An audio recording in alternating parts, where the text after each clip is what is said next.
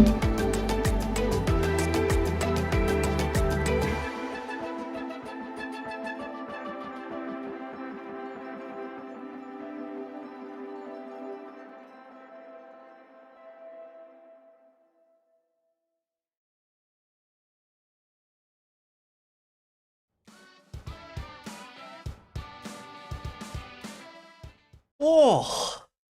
here we go. Hello, hello, hello. And welcome back to FPL Mate. We are back once again with a Gameweek 35 deadline stream today. I just have to wear this football shirt again. I know I wore it on yesterday's team selection video, but like, honestly, I'm blown away by how beautiful this football shirt is. I think it genuinely might be like a future classic. Possibly. Am I exaggerating here? Maybe it's because it feels... I think it's... Adidas helps. Adidas helps a lot. I love an Adidas football jersey. They are just great. And then, on top of that, I think that the fact that it's kind of got the gold stripes, it's got a proper collar. It's got the retro Adidas badge. It's all stitched. Everything is stitching. It's none of that kind of ironed on plastic stuff. It's all properly stitched. It's a beautiful pattern. I'm now a certified fan of the Bafana Bafana. I absolutely love this South Africa away jersey for the World Cup this summer as well. Really, really nice. But hello, good afternoon, everyone. Good evening, good morning, wherever you are in the world. Who have we got here in the chat? Embroidery is the word I was using for. It's all embroidered, all embroidery everywhere, all over. Like even the stripes are embroidered. Just the whole thing. It's such good quality. It was something like £90 for the stadium version, not even the player version or whatever you want to call it. It really is. It was a little expensive, but I think it's worthwhile. I think it was a good investment. I think it's a good investment. I call football shirts investments because you never know. I could always sell them down the line, but who knows? Who knows? Anyway, who have we got? Jeremy's here in the chat today. We got Polia Skosvi is here, who says Vamos Dan. Good stuff. Jeffrey Jackson says, hello Dan, got my cuppa and a blifter ready for this one. What on earth is a blifter? I don't know. Dr. Realistic says, are all jerseys the same price? Not really. Not really. They kind of range a little bit between, I think these days, between maybe £55 for a cheap one and £90 for a more expensive one. So this was definitely on the more expensive end. I did get a discount code for it that I got through Savvy Dealings. Technically, it was a gift from my wife who has NHS discount. So just putting it out that way. FPL Rotation says Arsenal Gold Sega shirt is one of my favourites all time. Oh, this one. Yeah, nah, that's a beauty. It's a beauty. Show us the rarest jersey. I would say, and apologies, guys. No, not a lick of FPL talk yet, but we'll get there. We'll get there. In terms of rarest jerseys, it is one of these two. It is one of these two. Both of these are like original from, well, this from the early 2000s, this from the 90s. These are both original. So, yeah, I would say that these are my two rarest shirts, rarest jerseys. This, again, is beautiful. Again, embroidered badge. I think that is something that is not done enough anymore. The embroidered badge. In terms of other rare shirts, I don't have one. I have other rare shirts, but I have other rare shirts that are kind of not really as valuable. So for example, I have this. This was a one-off Mallorca shirt that was made for. I can't remember what it was made for now, but I happened to visit the stadium. I think it's an anniversary edition or something like that. And in terms of rare football shirts, I don't know what else I've got. I don't know what's rare, to be honest. I just have so many at this point. I don't know which ones are rare. If they're cool, I will buy them. Pretty much. But anyway, there we are. Right. I prefer the Arsenal. Yeah, I guess so. Well, your most expensive jersey. The most expensive ones are definitely those two. Those two Arsenal ones. They were both sort of several £100 each. They really were a lot. But yeah, I think, if you're going even more expensive than that, by that point you're kind of looking at kind of match worn shirts and stuff like that. And I don't know if I'm super interested in match worn shirts, because the thing is, I want to wear them. I want to have them. Do you have the Bob Marley Three Birds kit for Ajax? No, but I know it's I know it is iconic. I'll say it very quietly. Never really been a reggae fan. I've never really been a Bob Marley or reggae fan. So I think it probably hits home with some other people perhaps more than it does with me, I guess. But anyway, should we talk about some FPL? I love your Nigerian jersey. I'm from Nigeria. I like my Nigeria jersey as well. I really wanted Nigeria to qualify for the World Cup to give me an excuse to buy a new one, but yeah, it wasn't to be. So yeah, because I'm actually quarter Nigerian myself, so I have one Nigerian grandparent. So yeah, Nigeria, instead of international football, England are my first team and Nigeria are my second team in terms of international football, at least. So there we go. Right, FPL, that's what we're here for. That's what we're here for, and this is what I'm dealing with. I'm not gone for the review recommendations, the AI recommendations this week. I have got Danny Welbeck playing. I'm going to put my faith in Danny Welbeck. I'm going to put my faith in him. I really do fancy him a little bit more than some of the other picks this week, and I think given that he's also a differential, I'm happy to take a bit of a risk on Welbeck, and I just see him as being a slightly more explosive, higher upside kind of pick than some of the other players that we've seen. I can definitely see Welbeck potentially grabbing a brace this week. I don't know how likely it is, but it's definitely possible. Vidat says start Hill versus Palace at home or Gross versus Newcastle away. I think I'd start Hill of the two players. To be honest, I think I would start Hill. Just because I think this Crystal Palace game is this game is just primed for DEFCONs. There's just going to be so many defensive contributions going on in this game.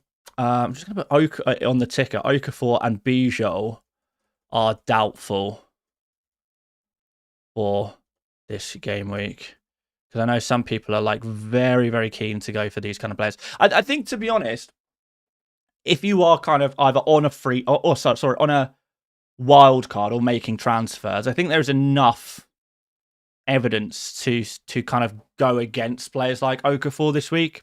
I just don't think it's worth the risk. If you already have Okafor in your team, I think that the best thing you can really do is just start him and hope for the best, and have that backup option ready to go. But yeah, back to Hill. I think generally speaking, if you've got a Hill, you've got a Senesi. I like the look of this fixture. I think Crystal Palace will once again struggle to score goals, and I think they will give up a lot of defensive contribution points, and therefore I do expect Hill, Senesi to very potentially get those 8 to 11 area kind of points. Is Stack confirmed in for tonight? I don't know if he's confirmed, but we know that his minutes... Well, I mean, he's available. We know he's available. He's building his minutes. So we'll see whether he starts or not. Any news on Aina? Yeah, so he did come off injured yesterday, unfortunately. And yeah, he does remain, therefore, a bit of a doubt. Why Joao Pedro in the starting 11? I thought Joao Pedro looked good against Leeds in the FA Cup. I thought he looked much sharper. So we know what he can do. We know about his underlying numbers. We know he's the spearhead of this Chelsea side. So happy to take a punt on him, particularly as Nottingham Forest, I think, will be very heavily focused now on trying to get to the Europa League final. Momo Sissoko with a super chat here says wildcard 35, triple captain 36, bench boost 37, 3 free transfers, triple Palace, triple City forward. Yeah. So yeah, triple Palace. My favourite triple up on Palace would probably be Lacroix, Canvo, and Sarr. But I know different people have different opinions on that one. Some people prefer Munoz, for example. But if I'm going triple on Palace right now, I'm probably going for those three. In terms of City, my favourite triple up right now is probably Haaland, Cherky, and O'Reilly, and I'd leave out Semenyo. And then there's obviously going to be the question of, is it worth making that transfer move from Semenyo to Cherky? And to that I answer, maybe. I'm going to give it one more week. Forest isn't out of the woods yet. I know they're not quite, are they? But you would imagine, well, they're 5 points clear of Spurs at this point. Let's see. Remind myself. Premier League table. I think it's 5 points between Forest and Spurs. Yeah. So they're 5 points ahead. I think if Forest are targeting wins and where they're going to get their wins, it's a real balancing act, isn't it? Because obviously they want to survive in the Premier League, but they have a huge opportunity to play in the Champions League next year, which is absolutely crazy. I don't know where they're going to be targeting their points. Maybe Newcastle at home is probably not such a bad fixture. But they're saying that. Where are Spurs getting the points from now? Looking for a Spurs player. Realistically, they've played their easiest game against Wolves now. Aston Villa away. Leeds at home. Could they get some points there? Maybe. Chelsea away. Everton at home. Do you think how many games do you think Spurs win out of these four? Maybe beat Everton on the final day of the season. I think lose to Villa, draw with Leeds, lose to Chelsea, win to Everton. I think that would be reasonable. Stags in the chat says 3. JM says 0. I think they're kind of targeting 4 points here. And, if we're saying they're targeting 4 points, is that going to be enough to beat Forest? Not that they'll be targeting, but a realistic expectation. It's not going to catch them up with Forest. And to be honest, I don't know about West Ham, because West Ham haven't exactly got the easiest fixtures. To be fair, none of these three teams have easy fixtures at all for the remainder of the season. There's winnable fixtures, but I wouldn't say easy fixtures. Saying that, is there such thing as an easy fixture in the Premier League anymore? Unless you've got a Burnley or a Wolves coming up, then more than likely, if you're playing for Spurs, you are the easy fixture. Unfortunately. Canvo is underrated as an FPL asset. Yeah, I agree with you. I really do agree with you. I think he is underrated. Jake in the chat here says, "Hi Dan, Cherky or O'Reilly? As I have Semenyo and Haaland. Also, do I take a -4 to take Rice out for someone like Pascal Gross? Nah, I wouldn't take. I don't think Pascal Gross is worth a -4. I don't think he's worth a -4. O'Reilly versus O'Reilly versus Cherky. I think O'Reilly, just because of the upside. Chelsea is easy. We think Chelsea is an easy fixture now. I would have agreed with you a couple of weeks ago, but I think at this point, with the new manager in, with some fire back in their belly, and we did see a bit of fire back in their bellies in the FA Cup last weekend. I do think there is a chance that Chelsea do begin to turn things around. Why Hill over Tavernier? Because for a start, over the past 10 game weeks, the only attacking return a left winger has got against Crystal Palace was Cunha winning a penalty. That's the only time in 3 months. In 3 months that we've seen a left winger get any kind of return against Palace. Palace concede all of their goals, all of their chances from very central positions. Very central positions. And therefore the wingers just don't really pick up FPL points. So we've seen that very consistently for teams against Palace. So I'm happy to look at the. I mean, to be fair, let's just put it completely plainly. Palace do not concede many chances anyway. They concede the fewest amount of big chances. They've conceded the least amount of non-penalty XG in the past 10 game weeks, not even better than Arsenal. We've got a super chat from Blicky here. It says, big up South Africa, love the kit. It's a beauty. It's bloody lekker. It's lekker, mate. So yeah, I would definitely say that attacking returns. I know, and I hear this so often, but what won't Palace rotate? Palace will rotate. Palace will save their squad for Europe. We've been hearing this for the last 6 weeks now. We've been hearing this for months, and we see the same result every game, which is Palace continue to concede very, very few chances. Even against Liverpool, they conceded 3 goals, but they conceded 1.14 XG, something like that, depending on what source you use, but around 1.15 XG. Next to nothing, really, considering that's a game against Liverpool. They don't concede XG, they don't concede big chances, they don't concede from wide players at all. So I really, and I did go on about this a little bit in my team selection video yesterday, but I really do think people are overestimating how easy Palace are to score against.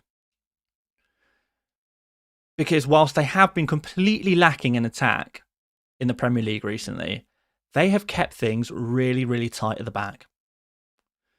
Lacking in attack, tight at the back. And what does that tell us in a conversation versus Hill and Tavernier?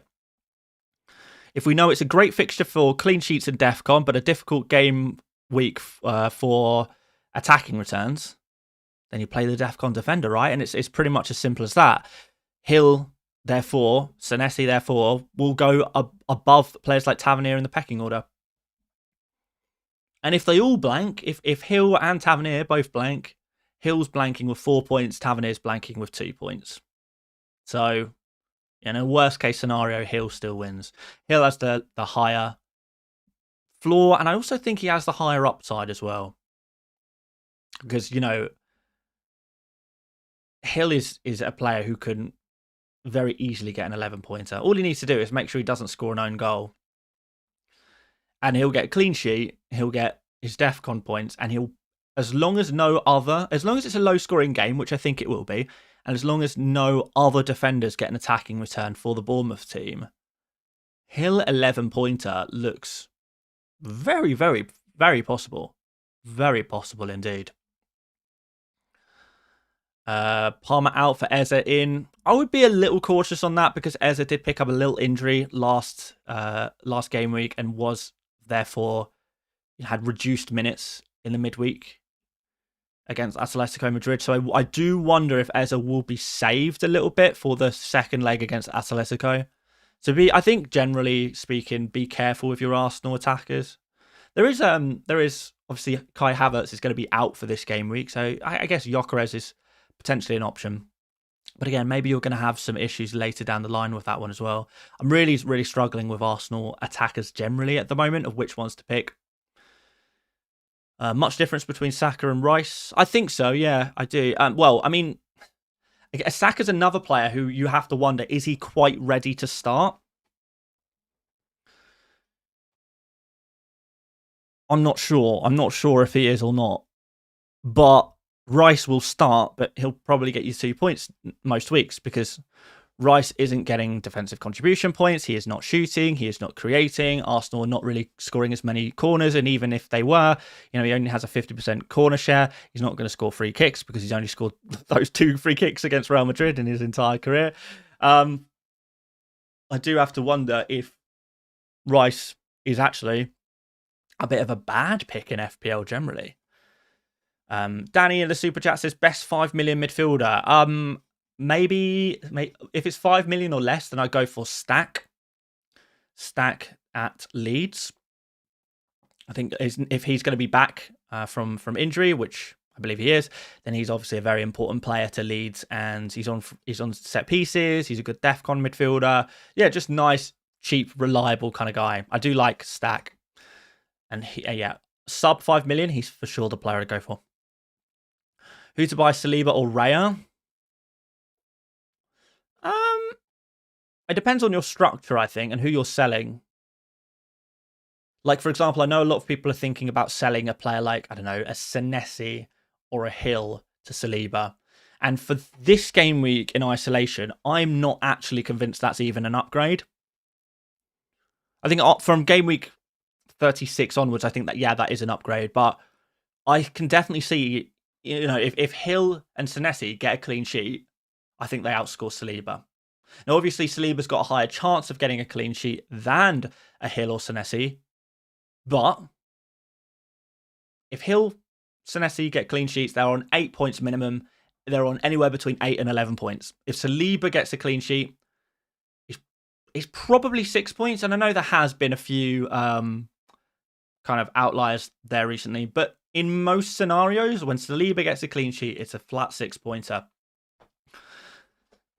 So that is kind of the risk. You know, maybe Saliba safer. I say that if they, but here's the other thing: if everyone concedes, if Arsenal concede and Bournemouth concede, then Saliba's sitting on 2 points, and Hill and Senesi are sitting on 4 points each. So again, in a bad scenario where Bournemouth concede and Arsenal keep a clean sheet, you could be talking about a difference of 2 points between a Hill slash Senesi and a Saliba. So I'm not totally convinced by the Saliba transfer that a lot of people are making. If it's for Gabriel, I think it is a bit different because you do have higher DEFCON chance, higher bonus chance, higher attacking return chance. Maybe not for Saliba. In terms of Raya, it's a little more interesting, I think, because it kind of depends what goalkeeper you have. I think the difference between a Darlow this week and a Raya is not much. Raya is better, but it's not that much. So I think I'd rather do like a Darlow to Raya. If you're talking about Verbruggen, then you know Verbruggen to Raya again is going to be an improvement this week. But is it next week? Because Verbruggen, remember, plays Wolves at home next game week. So I think a lot of the Arsenal transfers that people are kind of making are a little luxury this week. Once you've got Gabriel sorted, everyone else feels luxury to me. If we're playing a game of getting FPL points. Danny Tang with a super chat says, I have 3 Leeds players already. Someone else, please. Well, you can't have a 4th Leeds player. Are you looking for transfer suggestions, Danny? If you've got 3 Leeds players, 3 Man City players, and Gabriel and Bruno Fernandes, then you pretty much have everyone you need. And you probably don't need to make too many transfers. I actually do think that a lot of the transfers people are making this week are a little luxury. I think it genuinely could be like one of those weeks to chill a little bit, chill out. Here for FPL says, mate, I have a hard time putting Hill back on the bench in favour of Tavernier following your team selection video. It would be just for the sake of being different from you. It's up to you, man. It's up to you. Do whatever you feel is best. I mean, I have no doubt I'm playing Hill over Tavernier. This is not under question. You said stack. Oh, sorry. Yes, sorry, Danny. So I said stack, but under 5 million midfielders. That's the key bit of context I was missing there. Okay, should we go diving? Should we go diving? Under 5 million. See, I can't suggest a Dewsbury Hall because he is just above, isn't he? He's like 5.1, 5.2. So yeah, stack is obviously the highest one here. Scott is 4. Scott is 5.1. Can we stretch to Scott 5.1? Under 5. What's being thrown out at me today? Would I go Viper? Maybe not. Would I go Lefay against Wolves? That wouldn't be the worst shout in the world if you're just looking for primarily bench fodder.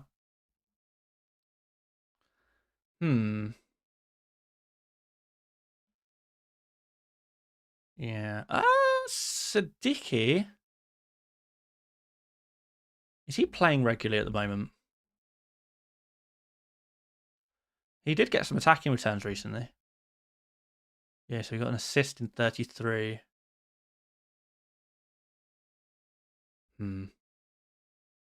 Yeah, okay, maybe not. I'm thinking of someone else, aren't I? Who am I thinking of? There was another cheap guy. Was it Talby? No. I swear there was another. Could it have been Diarra? I think I was thinking of Diarra. See, I was thinking of Diarra, who is not in your price range. I guess in that case, probably Enzo Lefebvre. Good for minutes, penalty share. He does like a shot. You know what? Yeah, let's go for that. Let's go for that. Yeah, Diarra was the guy I was thinking of because yeah, he has that. He shares the penalties with Lefebvre, doesn't he? So yes, Enzo Lefebvre is probably if you can't go for stack, then Enzo Lefebvre is probably the second best. Is Potts no longer a considerable option anymore? If it's just going to sit on your bench, then yeah, maybe just a Potts. But if you want to have them like playing some game weeks or give you some coverage, then yeah, Lefebvre. Particularly this week, you got that Wolves fixture, which is not too bad. There we go. There we go. All right. Thoughts on starting Milenkovic ahead of Senesi? No, definitely not. Definitely not. We're talking like Milenkovic as in Forest Milenkovic away to Chelsea. I don't think so. No. I mean, to be fair, the Forest guys have not really been getting DEFCON enough in their defense, have they? I mean, okay, it's sporadic. What's that? One there, but then not for the previous two. Then one there, not for the previous three. Then one there. Yeah, it's pretty sporadic for Milenkovic. And then kind of after that, what you're hoping for? No shots being taken, nothing being created. I do think that the Forest are playing very well at the moment, but I just can't see it. And not ahead of like a Senesi, not instead of a Bournemouth guy. I don't think so. Seen anything on Okafor? Seen Bijot is trading. I've not personally seen anything on Okafor. No. So, yeah, unfortunately, he is... Unless you already own him, I don't know, man. If you own him, you start him and hope for the best. If you don't own him, don't go there. I think that's all you can really do with Okafor. I don't think he's good enough to be worth the risk. What's with a 3-hour stream? We've been doing 3-hour streams a few times recently, to be fair. Just because why not? Nothing else to do of a Friday afternoon. I say that, it's literally the warmest day of the year. It's 24 degrees Celsius outside in the UK, which is good for the UK, might I add. So yeah, to be sat inside a very small box room with the curtains closed, so I can control the lighting in here a little bit better. In the boiling hot, talking about FPL. Hey, this is the life, man. This is the life I've chosen for myself. Could be outside in the sun. To be fair, I am going to go to my mum's house later, and I think we're going to have some dinner in their garden, which will be quite nice. But everyone else in my family is going earlier, and I have to wait until deadline. It's fine. Well, that's the job. That's the job. HWBUK says, appreciate it though, Dan. I'm watching from outside in the sun for you. Oh, well, I'm glad. I was actually wondering, like, will there be less people watching the stream today? And those who are watching the stream today, is anyone going to be watching from outside in the sunshine? Maybe, I don't know. Let me know, guys. What are you doing right now whilst this stream is on? For a lot of you guys, you won't be in the chat. You'll just be casually listening in to a little bit of FPL chat. Pick up your phone, pick up the keyboard or whatever. Just type in and just let me know what you're up to, and then you can put your phone down, put your laptop down, whatever, and get right back into it. whatever it is, even if you're on the toilet, as is Catrabo. Super chat from Calchu, who says Tavernier over Gross / Senesi or neither. No, I would play both Gross and Senesi over Tavernier this week. I'd be pretty happy with that one. Yeah, I know it sounds like I'm down on Tavernier. I do really like Tavernier as a pick. I just don't think it's the week for him. So we've got AJ is in the pool. We got Ziwi who playing paddle. Gamer of your life is watching the snooker. Chaos Engine is a flat above a cowshed. What does that mean? Abby's trying to sleep.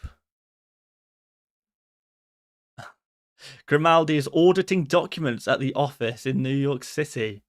Man, that's probably the least exciting of anyone so far. Daniel CCFC is doing the homework. MPFPL's doing having a run in this heat, man. Wow. Stacey's having breakfast in the Pacific Northwest, USA. Cowshed just a cowshed, a shed of cows. Well, I don't understand. How can you have a flat above a cowshed? It would collapse, wouldn't it? It doesn't sound very sturdy. Blizz is studying for A levels. Good luck, Blizz, with your A levels. They must be coming up soon, though.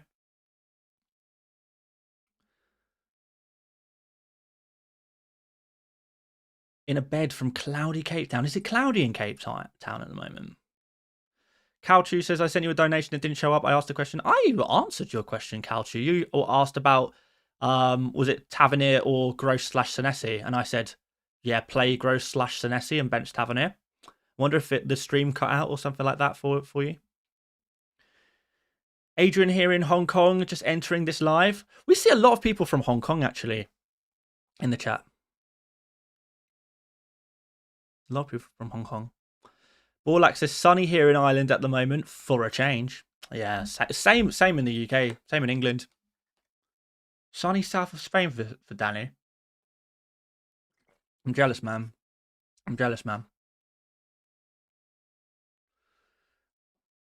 We've got enjoying the rain from Kolkata.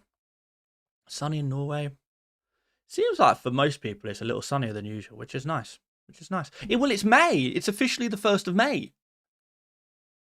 Which means we are officially in the final month of the Premier League. I didn't even clock that until right now.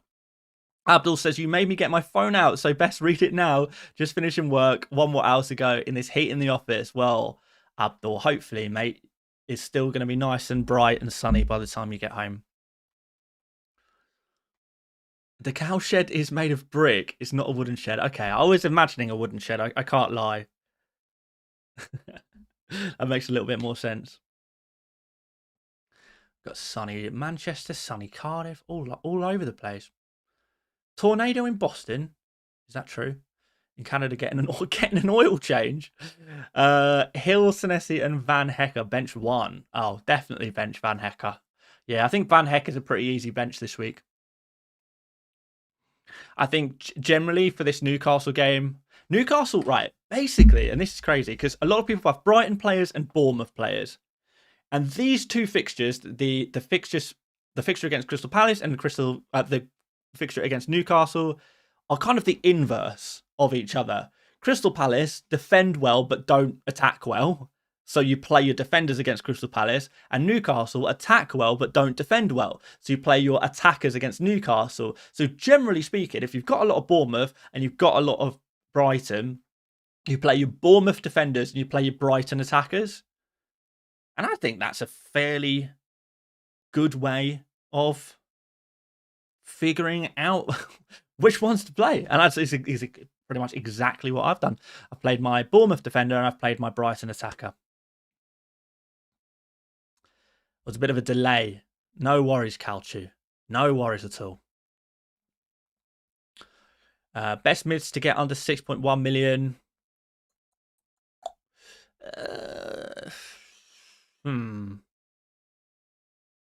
Under 6.1 million. I think a lot of people going for Pascal Gross.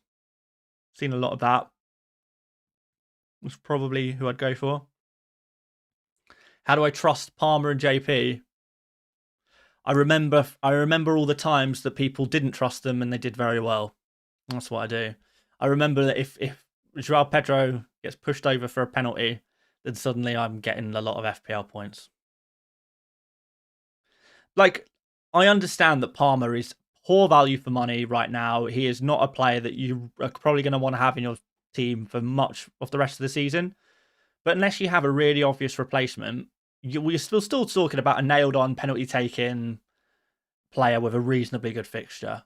Like, that, even at the very least, I think is absolutely fine. I still see Palmer, you know, as bad as you might think Palmer is right now, he's still going to be better than a lot of the midfielders that we would talk about replacing him with. Because genuinely, who are you going to replace Palmer with this week? Who is like clearly better? John Joe says your team is rubbish. Fair enough, John Joe. Pick players who are very different, and I will enjoy my green arrows. No problem with me.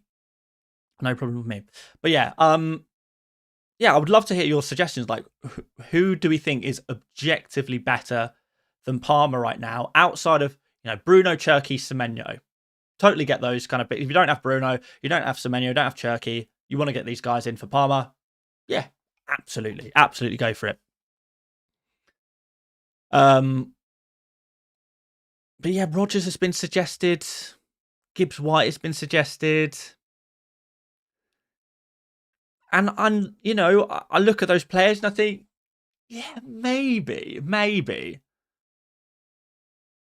But then also maybe not. so I don't think they're players who you can say are clearly better. I mean, neither. Well, Gibbs White is probably on penalties, we would say, right? But you know, Rodgers not on penalties. Gibbs White, you have to wonder if what Forest are going to do ahead of the second leg in the Europa League. Like, this fixture is bang smack in the middle of two fixtures, two important Europa League fixtures. So there's obviously going to be some worry there. Don't know, man. Bruno G, I have a good feeling. All of these are very interesting shouts, and I wouldn't blame anyone for making these moves. And you're certainly, if you move Palmer to Bruno G, you're moving Palmer to Rodgers, you're moving Palmer to Gibbs White. I don't think any of these are bad transfers. But do they move the needle enough, is my question. And for me personally, a player who I do think would move the needle would be someone like Bukayo Saka, who's another penalty taker, another set piece taker, another kind of high upside player, with some very good fixtures to finish off the season. But I still feel that this is 1 week early. Mohammed says Forest still in relegation battle, so surely 18 to be played against Chelsea. It's difficult. It's difficult because, yes, Forest are technically in a relegation battle, but they're 5 points clear. They're 5 points clear from the relegation zone. So you have to wonder what takes priority right now. I don't know. I genuinely don't know. And I think that's the concern. I'm definitely not going to sit here and tell you Forest will rotate, because I don't believe that to be true. But I think it's worth acknowledging the possibility, and that small amount of worry. If you're trying to find, you know, you're making fine line decisions. Some transfers are very, very obvious, and you just make them, and you know they're obvious improvements. But if we're talking about minor improvements to your team, such as Palmer to Gibbs White, and you're looking for, you know, just something to push you one side or the other in terms of that decision, I think it's the kind of thing that would play on my mind a little bit. But I think, in all likeliness, the key players will start for Forest this game week. But I can't be 100% sure on that. And I would be well. First of all, if I was claiming to know, I think that would be very arrogant of me, and it would be I would be kidding myself and you guys, which is not something I want to do. I want to give what is the most likely outcome. I want to give all of the possible outcomes, Don't know, man. Samir says FPL site not working. True. Give it a little refresh on my side. Seems okay to me. Any updates to your Wildcard 35 video from earlier? Yes, I think so. I think I would now go O'Reilly instead of Semenyo. I still like the... Who would I drop out? Probably... Did I have Hill in that draft? And maybe drop Hill to O'Reilly. And maybe Semenyo to... I don't know. Did I have Wilson in that team? I can't remember now. Maybe Wilson. Base AU, member for 43 months. That's a very long time to be a member for, Base AU. Thank you so much, man. Can we do a Strauch versus Justin for only Game Week 35 and a Lacroix versus Canvo for Game Week 36, mostly? I mean, yeah, I mean, Lacroix is a better pick than Canvo. I don't think that's really in question. Strauch versus Justin is perhaps a little tighter because if Goodmanson is out, then Justin is going to have a little bit. Yeah, you're going to have minute security certainly in the short term, and you're talking Game Week 35, right? A little bit of attacking threat, but Strauch or open play attacking threat, should I say, regarding Justin. But Strauch has set piece threat against a team that we know is weak against set pieces, and he has DEFCON potential. Although, to be honest, I'm not really expecting Leeds DEFCONs against, well, for the centre-backs against Burnley. I think midfielders for Leeds will be able to get defensive contribution points quite well, but I think the defenders might struggle a little bit this week because Leeds should have a decent amount of the ball against Burnley, you would have thought. Thoughts on DCL captaincy? It's not for me. It's if you like pain, it's perfect. DCL is a notorious FPL troll. There's one thing owning him, another thing captaining him. Hill versus Gross benching.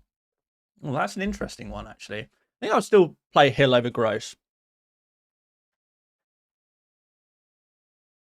Bruno captain. Yeah, you definitely could do. Definitely could do. I don't really see a problem with it. I do prefer Haaland. I think it's the easier fixture. Best differential captain. If I was to go differential captain, I'd probably go for O'Reilly this week. Yeah, if I was really, really going out there with something a little bit different, a little bit fun, a little bit interesting, O'Reilly would be my guy. Risk playing Gordon or transfer for Cherky? Think I'd transfer for Cherky. You know, you're going to want to have Cherky next week anyway, so you may as well do it now. If it's for free, if it's for a free transfer. No leaks about Okafor, unfortunately, right this second, but we'll obviously keep an eye on things. And yeah, see what happens. Start Tav or Richards? I think I'll start Taving it over Richards. Sell Pedro for DCL? I don't think so. Well, I think Calvert-Lewin is mostly a one-week punt. I think. Ogeng is lagging behind and jogging at the moment. Ogeng, when you hear this in half an hour's time, you got your shout out. Okafor Instagram post. What do you mean Okafor Instagram post? What do you mean by that? Should I have a look? Of course, we'll have a look. No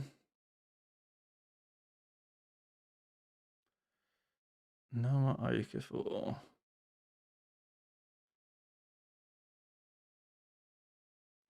Oh, okay.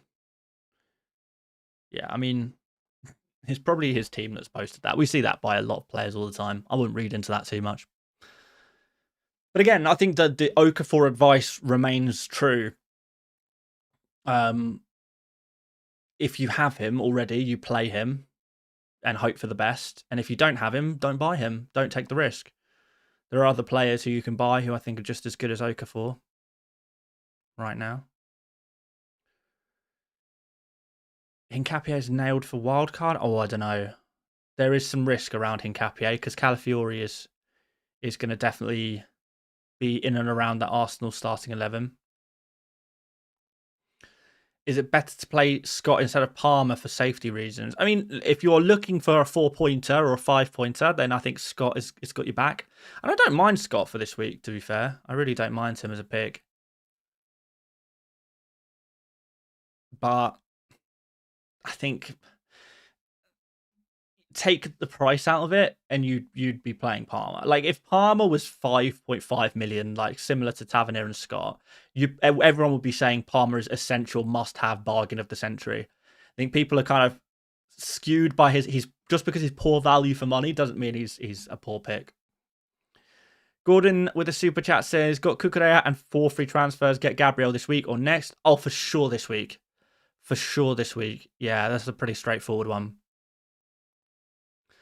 Hi Dan, great show as always. If you had Sharda, would you play him? I think I possibly would. Home game against West Ham.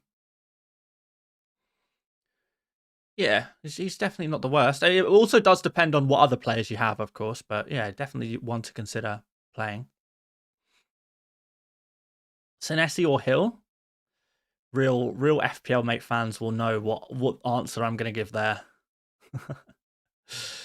The regular viewers will know in a debate between Senesi or Hill what I'm going to say. Why Strauch over James Justin? Defcon, aerial threat from set pieces, nailed minutes long term. Those are pretty much the answers. Naheen says sell Palmer for Rodgers. I don't think I would personally. But if you really dislike Palmer and you really do like Rodgers, then absolutely you should do it. I think it is a bit of a luxury move. That's the way I view it.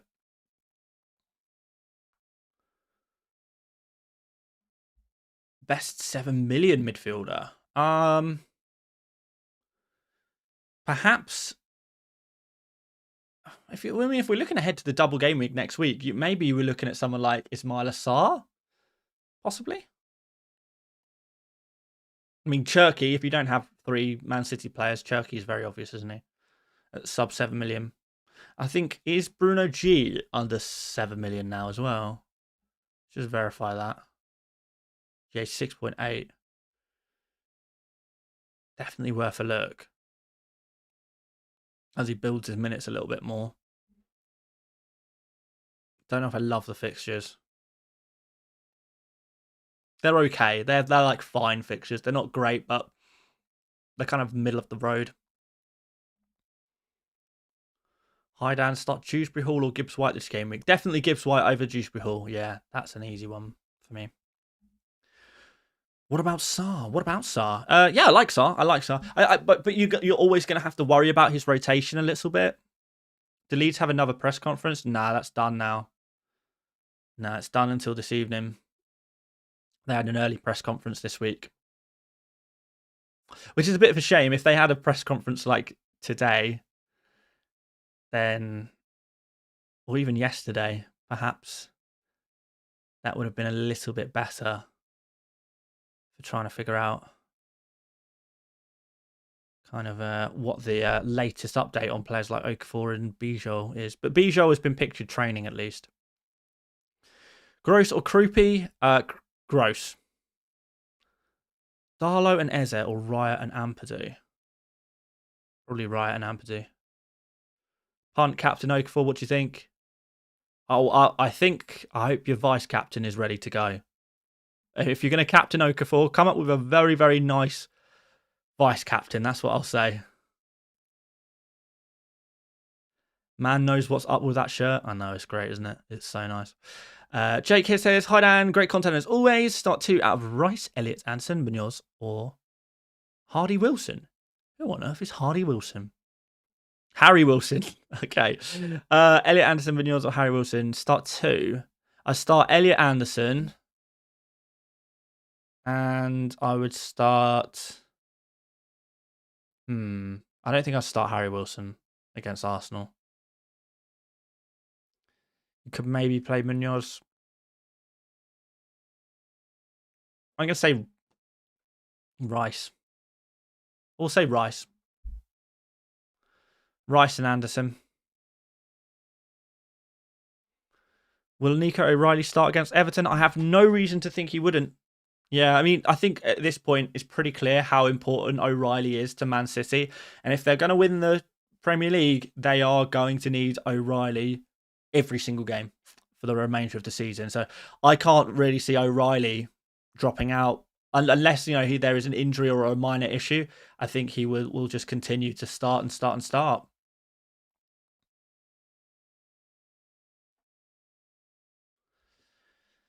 Mitoma or Joao Pedro or Semenyo? Semenyo out of those three, I guess. Cherky or Semenyo? Do prefer Cherky at this point. The Semenyo. I do prefer Cherky.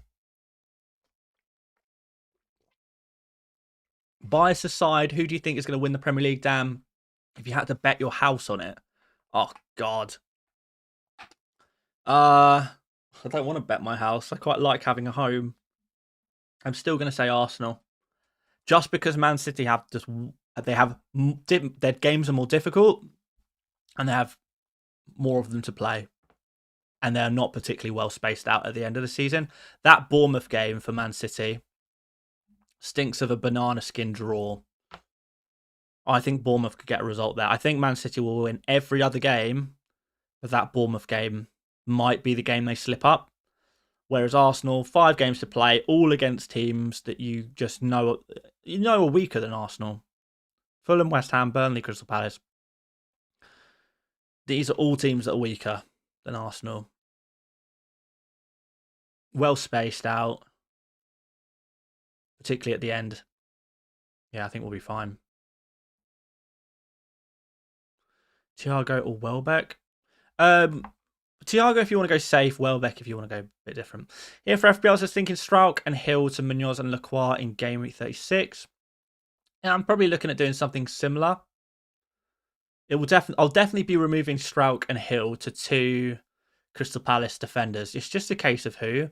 I'm kind of tempted to go for Canvo instead of Munoz because that allows me to move like either a Verbruggen to Raya or a Lacroix to Timber the following week. Something like that. Bournemouth is weaker than City. No, I agree. Yeah, City are better than City are better than every team here, but I think Arsenal are clearly better than every team here. Whereas Man City, yes, they're going to be Man City. They're going to be the better team in every game they play in the Premier League. They're always going to be the better team, unless they're playing Arsenal. Then maybe there's some debate there. But there are teams here who clearly aren't like jokes. Everton away, that is no joke of a fixture. Brentford have been a strong team this season. Bournemouth, particularly away from home, they've been a strong team this season. Aston Villa are, team about to secure themselves Champions League football. Whereas Arsenal, outside of Fulham, who've done okay, but I don't think they've been amazing. West Ham have been in a relegation scrap the whole season. Burnley are already relegated. Crystal Palace have given up on even trying to attack in the Premier League at this point. This is Arsenal clear favourites in every game. Man City, they'll be favourites, but every game is just that little bit closer. Other than the Palace game at home, every single one of these games is just that little bit closer in terms of what are the chances of these teams rolling? Well, actually beating Man City. And I think with Arsenal, what you're really counting on is not Arsenal being the worst team, but Arsenal, bottling it essentially. You are basically depending on Arsenal bottling it. These should be 4 routine wins.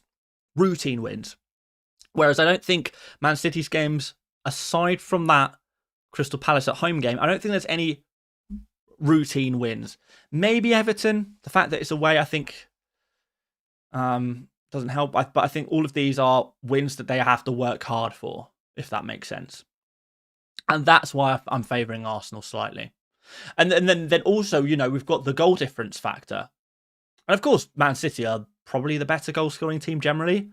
But because all of these games they look on paper to be slightly closer games, I think that also favours Arsenal if Arsenal are looking for goal difference. They've got Burnley, who they can, hopefully just drill a 4-5-0 against or something like that and just keep going, hammering.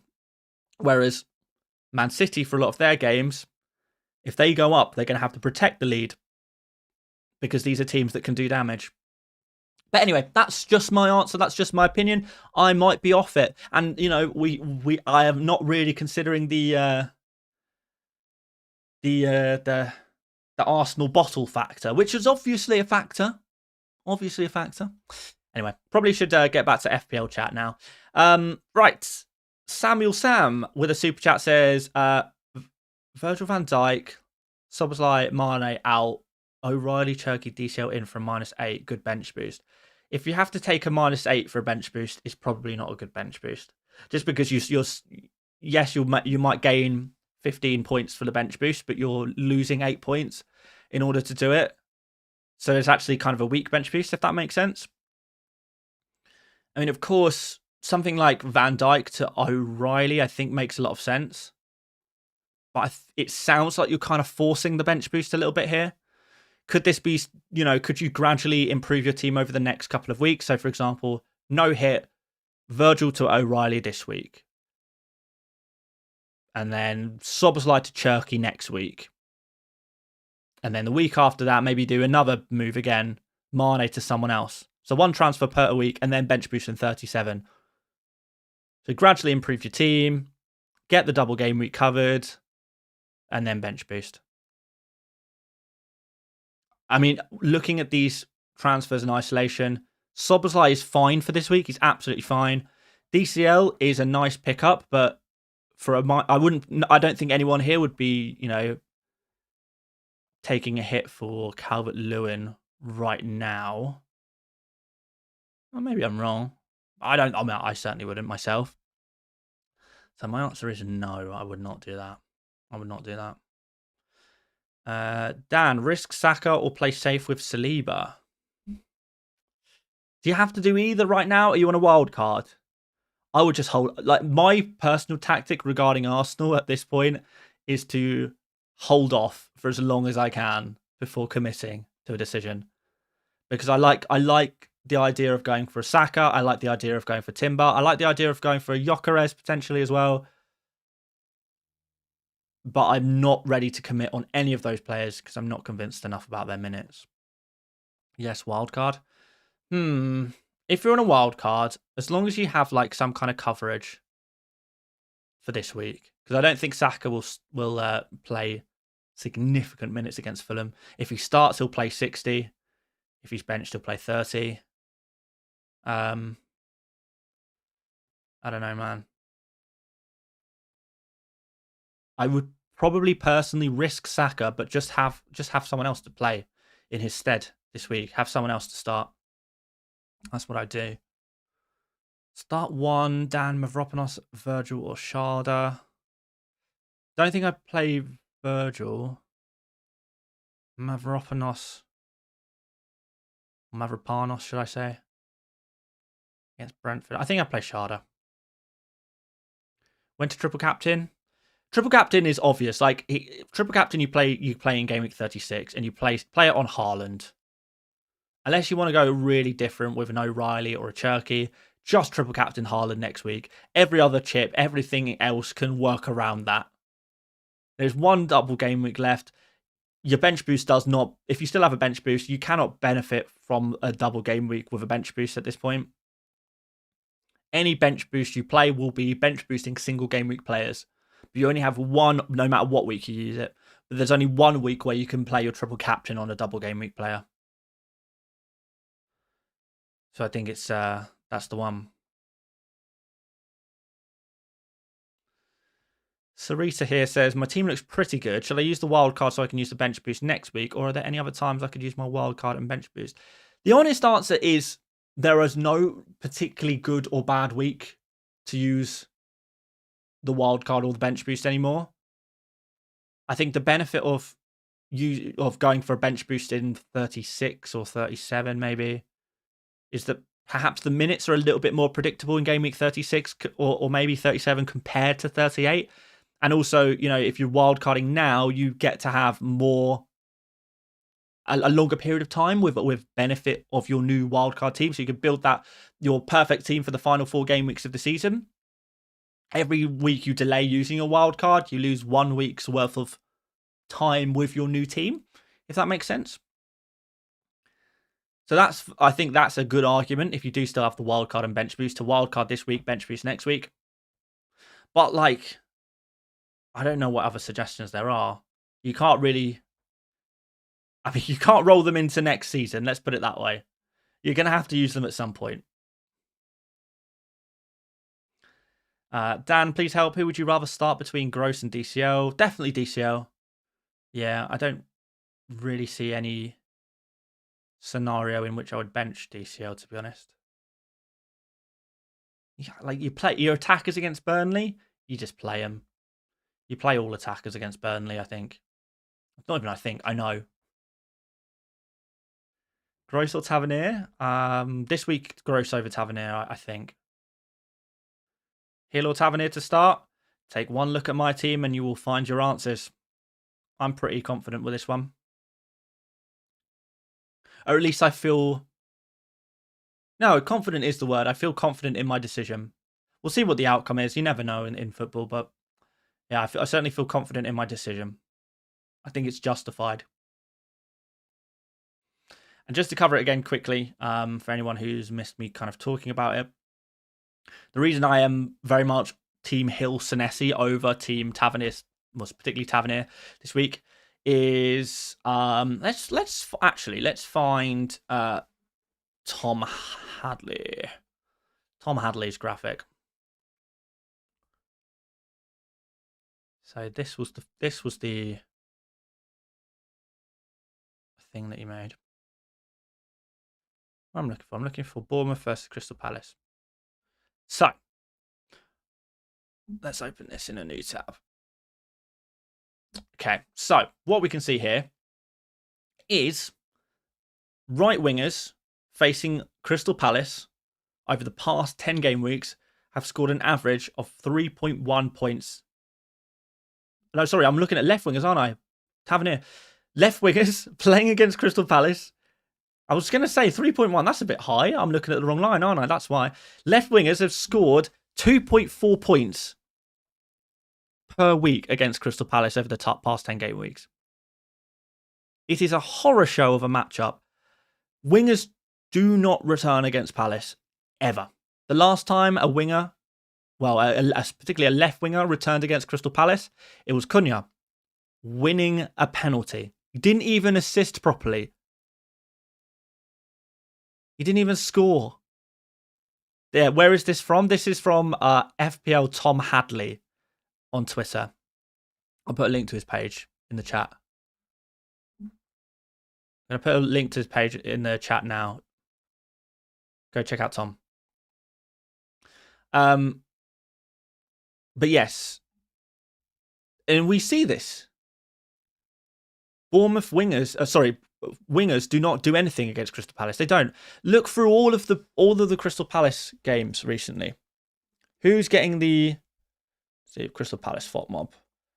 Who's getting the goals? For a start, not many people are getting the goals because actually Crystal Palace don't concede that many chances, that many goals. We'll go through the fixtures. What's happened recently? Last night's game, for example, who scored? It was a defensive midfielder. Defensive midfielder scores and the attacker gets the assist. The wingers don't get a sniff. The wingers get so little that they're the two of the lowest rated players outside of the defenders, out of the entire attack for Shakhtar. The wingers have the lowest ratings on the pitch because they can't get involved because Palace, with their formation and the way they set up, they just deal with wingers so well. They deal with wide players well. Even against Liverpool, it looks like Liverpool battered Palace. That wasn't the case at all. Liverpool 1.14 XG in the whole game, so the scoreline certainly flattered them. They only had 3 shots on target that whole game. Crystal Palace were the better team. Even though Crystal Palace, they rotate and they're prioritizing Europe, still playing better than Liverpool in that game and doing well. Again, looking through the attackers, aside from Szoboszlai, do we count him? He was kind of defensive midfielder in that game, I guess. Goals, assists, all central. McAllister, Wirtz, Isak. Gakpo not getting a sniff. Salah not getting a sniff. Fullbacks did a little bit, to be fair, but playing it in centrally.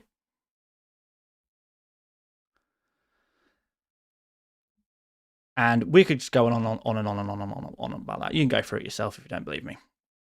So we are seeing consistently wingers don't do well against Palace. And actually, generally, not very many teams are scoring many goals. I mean, prior to the Liverpool game, let's look at Palace's results. Let me find a Palace player. There you go, Wharton. So 0-0 against West Ham. So no goals conceded against West Ham. 1 goal conceded against Newcastle. 0 goals conceded against Leeds. 1 goal conceded against Spurs. 2 goals conceded against Man United. Nothing conceded against Wolves. Burnley actually conceded 2. Nothing conceded against Brighton there. They really don't concede that many goals, that many chances. They are a defensively solid team, and their only weakness is in central areas, not on the wings. So therefore, Tavernier is at an automatic disadvantage. And then we have Hill and Senesi, and that's where another pattern emerges. So let's go through Crystal Palace's fixtures, who they've played recently. So they played Liverpool last. Look at the centre backs. Oh, what we got here. 10 defensive contributions for Virgil. 10 defensive contributions for Konate against Palace. So both hit DEFCON. Who was the game before that for Palace? Was it West Ham before that? Am I getting the order wrong? Yeah, it was okay. Also, it's Crystal Palace before that. 8 DEFCON for Mavropanos. I didn't quite hit it. Tadibo played that game? No, he's not. He wasn't fit, was he? Disasi, 14 DEFCON against Crystal Palace. So that's the defenders in that game. Who was the game before that? Was it Newcastle? Okay, Newcastle, yes. Newcastle and then Leeds. So again, Newcastle we'll go to next. Malik Chow hit DEFCON, 10 defensive contributions. And would it have been shit? Who would have been playing in that game? Would it Burn? No. Botman. Even Botman hit DEFCON, 12 DEFCON there. So, right. I think I've shown enough patterns here to show that wingers, bad against Palace. Centre-backs, very, very good against Palace. So, in a debate between a centre-back or a winger against Palace, very obvious answer to me. And it's going to be your Hill. It's going to be your Senesi. Because Crystal Palace don't really score many goals in the Premier League. And they get a lot of and defenders against them get a lot of DEFCON. There we go. That's it. That's that explained now. Wing backs, I've not done the research on the wing backs, to be honest. According to Tom Hadley, Scott has 5.2 expected points. I mean, he's not giving a prediction on how many points. It's not like expected points as such. It is just a measure of success centre mids have had. And I do think that centre mids are pretty good against Palace. And yes, there is some temptation to play Scott. But really, I'm expecting Scott to pretty much just pick up a 5-pointer, get DEFCON, nice solid result. But I'm not going to play him ahead of Hill, because who I think will do the same. Right. T Salama with a super chat here says bench one of Hill, Stroud, Tavernier if Darlow already in goal for Leeds cover. Well, same as me. I have all 4 of those players, and I have to bench one of them, and I've chosen to bench Tavernier. So of course I am going to recommend you do the same. Scott is better than Palmer in my opinion. I mean, I definitely understand that. I think you would have a different opinion if Palmer and Scott cost the same amount of money. If both Scott and Palmer were 5.1 million, you'd be saying Palmer's the better pick. So if you already have them both and it's not a case of budgeting or anything like that, I think Palmer's the better pick. You got the penalty taker. It's a penalty taker versus a non-penalty taker at the end of the day. Fixture similar difficulty. Arguably Palmer's fixture is easier. Palmer plays more advanced, will be in more dangerous positions. Scott will return since you benched him again. Yeah, maybe. But I think to say that Scott is a better pick than Palmer, it feels a bit emotional, if you know what I mean. It's about like how disappointing or how pleasing a player has been to you rather than, actually who's better. Bench 1, Van Hecke, Treffer, Joao Pedro. Van Hecke's an easy bench, I think. Gross or Hinchelwood on wildcard? Gross seems to be the more sensible pick of the two. Thoughts on Eze? I don't think I'd go there quite yet. He picked up a little minor injury in game week 34.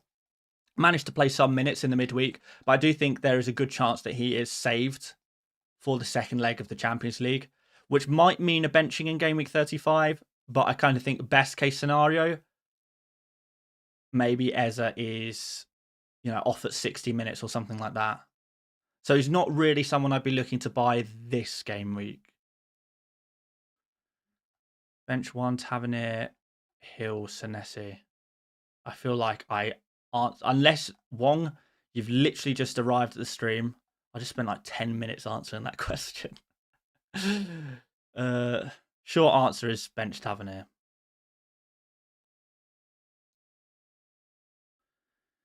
I feel like we need a bench list at this point. Should we go early on the bench list today? Let's do it. I feel like we're not bench listed. Haven't bench listed recently. It's been a minute. Let's see.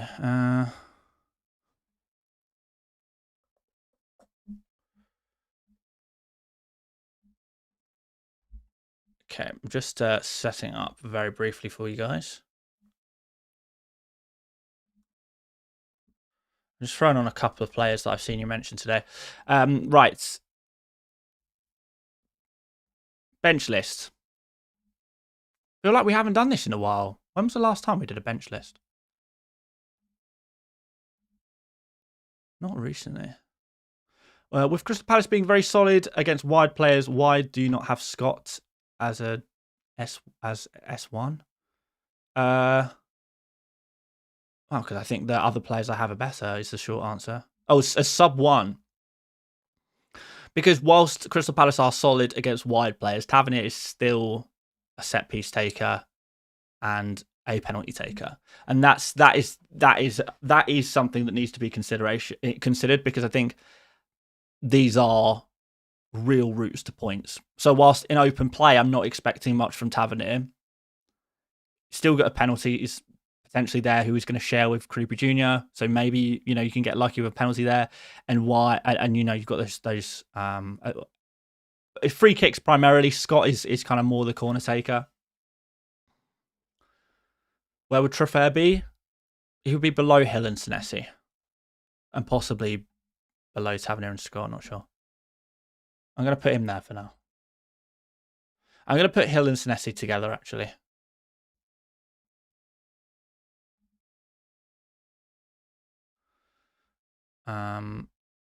Any other suggestions for the bench list? Any other players you'd like to see on screen? Please do feel free to let me know. Shout them out. I'm going to put Dewsbury Hall in. Right there. I'm going to put Gross in as well. Where would I put Gross? I'm going to throw Gross in here.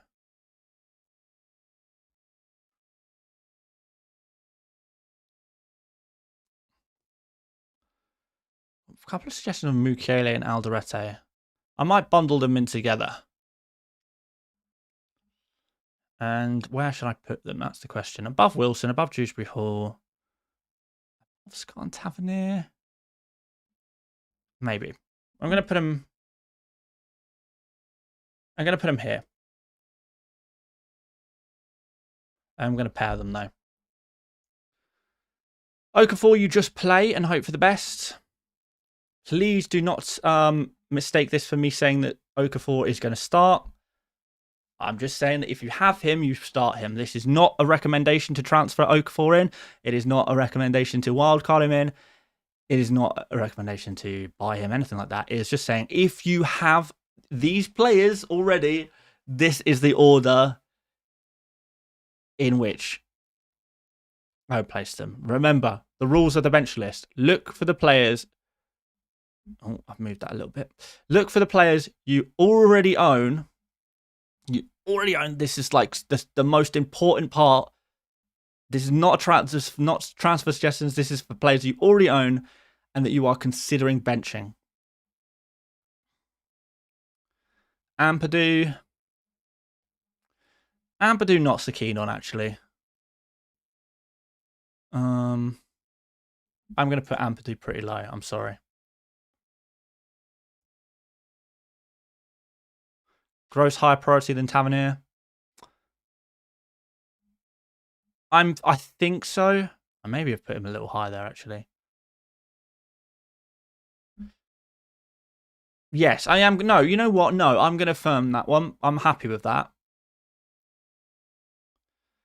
Stack. I like. Do I like him more than some of these guys? You know what? Yes, I do. I do. I'm going to put Stack here. It's basically just Leeds and Bournemouth at this point. Leeds, Bournemouth, and Brighton. These are the players people have.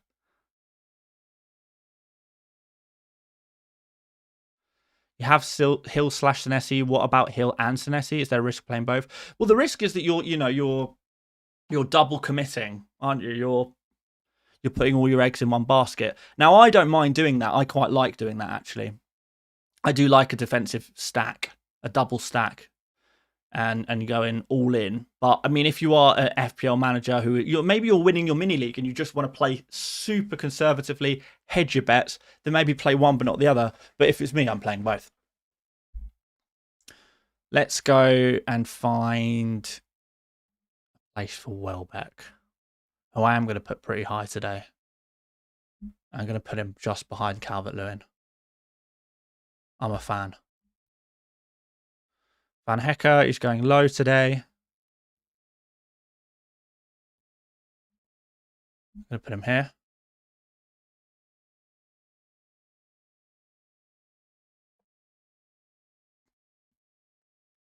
Dango. A few people asking about Dango.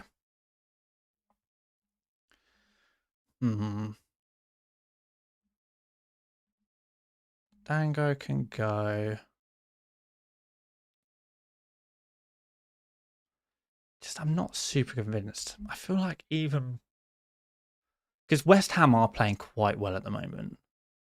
I'm going to put Dango here. I'm sorry, Dango. I'm going to throw in a couple of goalkeepers here as well.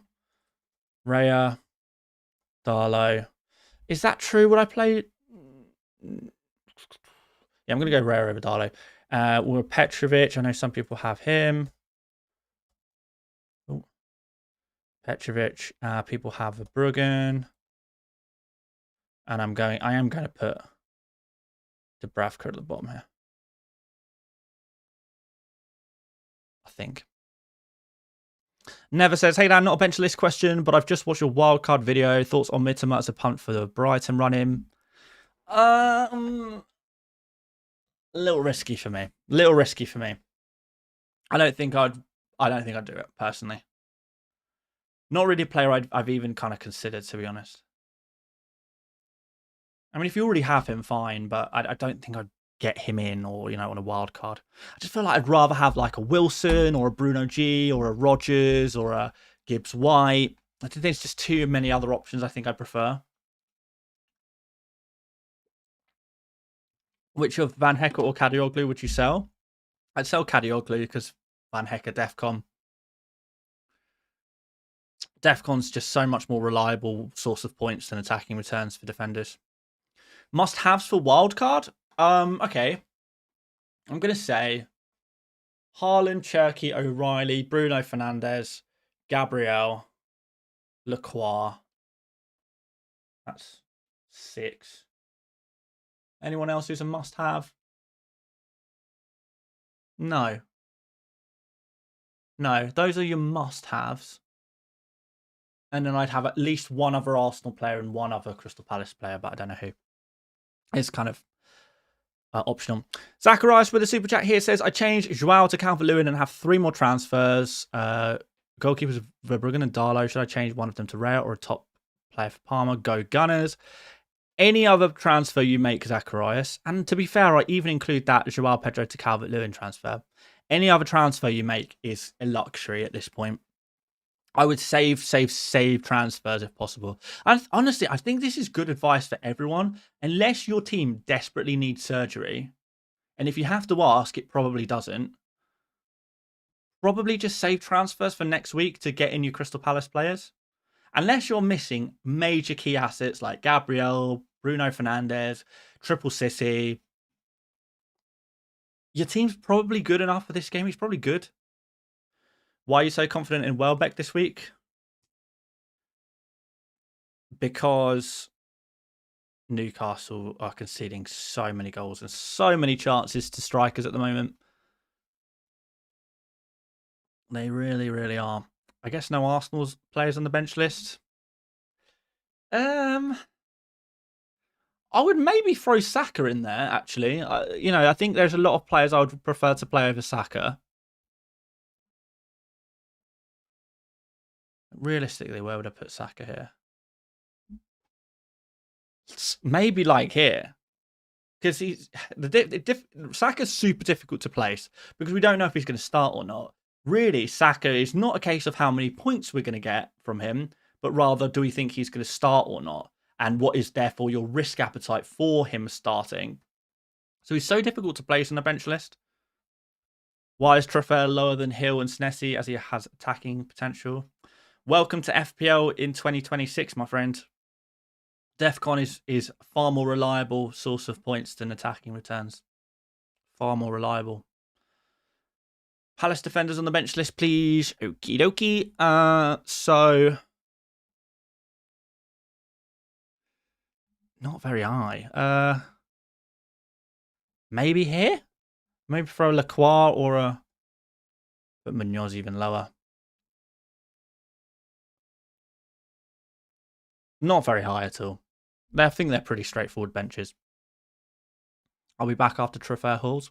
And you could be right. Trofeo may haul this particular week, but if you take a longer sample size and look on average, Senesi and Hill will outscore Trofeo far more often than Trofeo will outscore the other way around. So and look, I can't predict the future, but I can tell you, or at least try and give an estimation of what is more likely to happen. And what's more likely to happen is that Hill and Senesi are going to outscore Trofeo this week. I mean, you could go the other way around. You never know. Anything can happen in football. Harry Wilson could score a brace against Arsenal. I've got him at the bottom of the bench list. You never know. Raul Jimenez could go off injured. Arsenal give away 2 penalties. Wilson converts them both. And suddenly, this bench list looks very, very stupid. But we're not dealing with what will happen. We're dealing with what is likely to happen because we're kind of trying to make predictions, aren't we? What's your target rank for this season? Now we're close to the end. I think I would be okay with top 50k. I'd be okay with it. I wouldn't be happy with that rank, but I'd be like, yeah, this is fine. You mean you can't see the future? Refund my sub, please. I will not. I'll do no such thing. Rogers on the list, please. Yeah, so I think you're going to play Rogers this week in most cases. I throw him up pretty high. Still prefer Calvert-Lewin and Welbeck. Chow goes where on the bench list? Chow goes low on the bench list. Chow could even go bottom of the bench list, to be honest. Joao Pedro on the bench list. Oh, okay, yeah, we do need to put like a Joao Pedro and a Palmer in here, don't we?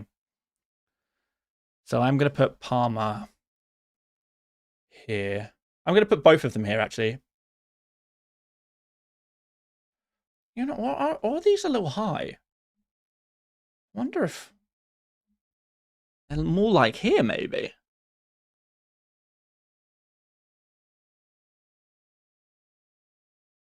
It doesn't feel right, does it? It doesn't feel right to put them there. But I'm going to do it anyway. I'm going to do it anyway. Semenyo on the bench list. Similar kind of area, maybe. Maybe actually below Joao Pedro. Maybe here.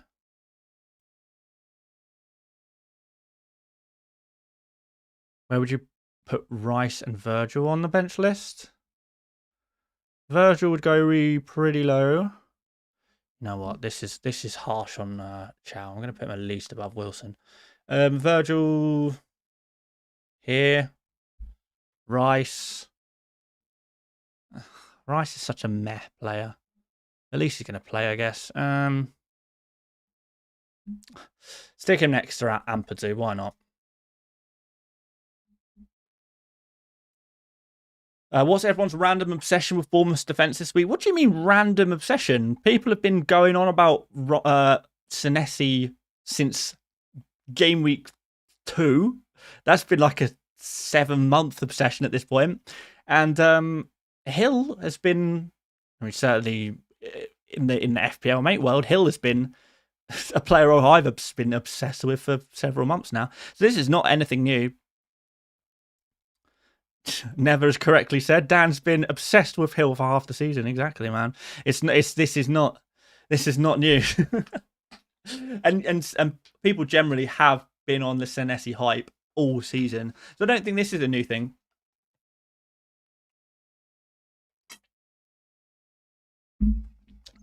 Hi Dan, what have you done on the members? Have you done the members teams already?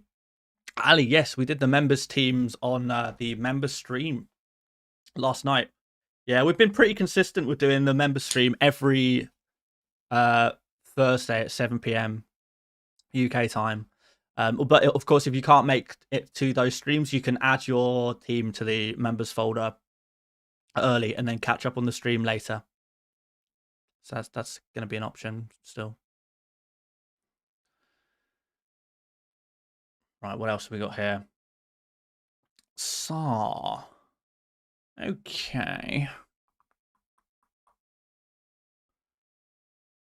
Zacharias, I believe we have your goalkeepers all covered on the bench list already, on the goalkeeper section of the bench list. Jeremy says Hill at 4 million has been an absolute gem. Could not have said it better myself. Right, Ismaila Sarr, would I play him? Maybe. If anyone's going to get some joy against Bournemouth, it is probably going to be Ismaila Sarr. The problem is, I don't know if Ismaila Sarr is even going to start, and therefore, I think we have to drop him a little lower.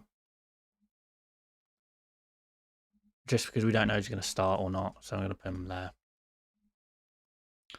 News about Okafor, nothing new, unfortunately. Some people still have Kelleher. Let's throw Kelleher on there, no problem. Happy to do it. I think I'd put Kelleher here. Or would I? Oh, I'm going to put Kelleher above Petrovic, actually, I think.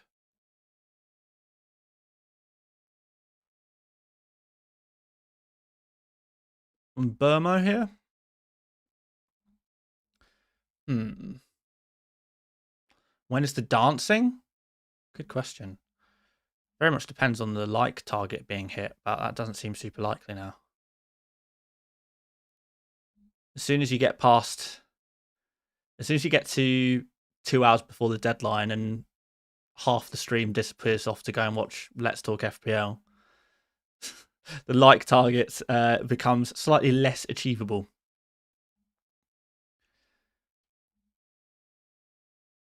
Who did I just say I was going to put on? And Burmo. And Burmo, I don't mind. And Burmo. I'm going to put him a little high. I'm going to put him here. I'm going to put him above Gerard Pedro. I think he would be in a similar area to some of these attackers. Gibbs White. I mean, I don't think there's anyone who's buying Gibbs White to bench him, so I'm not going to put him on the bench list. I need to put the bench list in bigger writing, don't I? This is not acceptable. It just looks like a tier list, unless you watch regularly. Can I make this a little more interesting? I don't know. I don't know how to modify the text properly. I'm going to make a crazy title for this at some point. I need to really emphasize the word bench more. So this is, I cannot stress this enough. This is just about benching. Let's underline it. We've got it bold already. Let's make it yellow as well. That should do. Play Bournemouth midfielders or defenders? Play Bournemouth defenders. Disney Everoff says, why do people go to Andy? I don't get it. 1 in 1,000 chance he answers your question by the sheer amount of people. I don't know.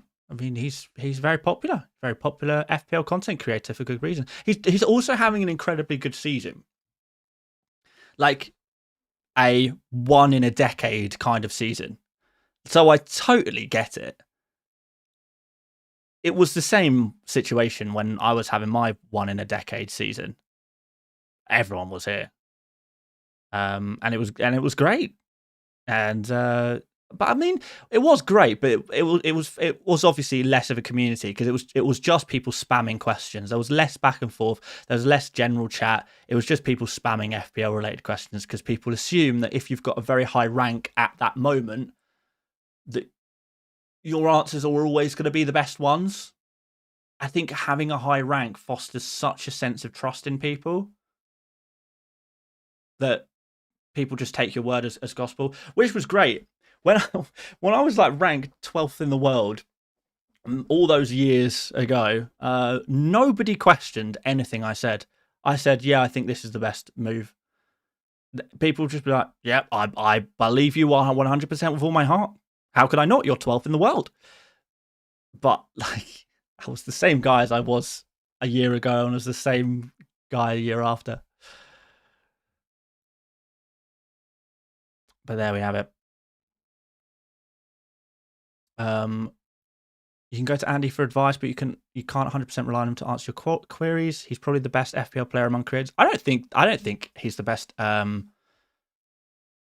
player among creators. I think that's probably Harry, right?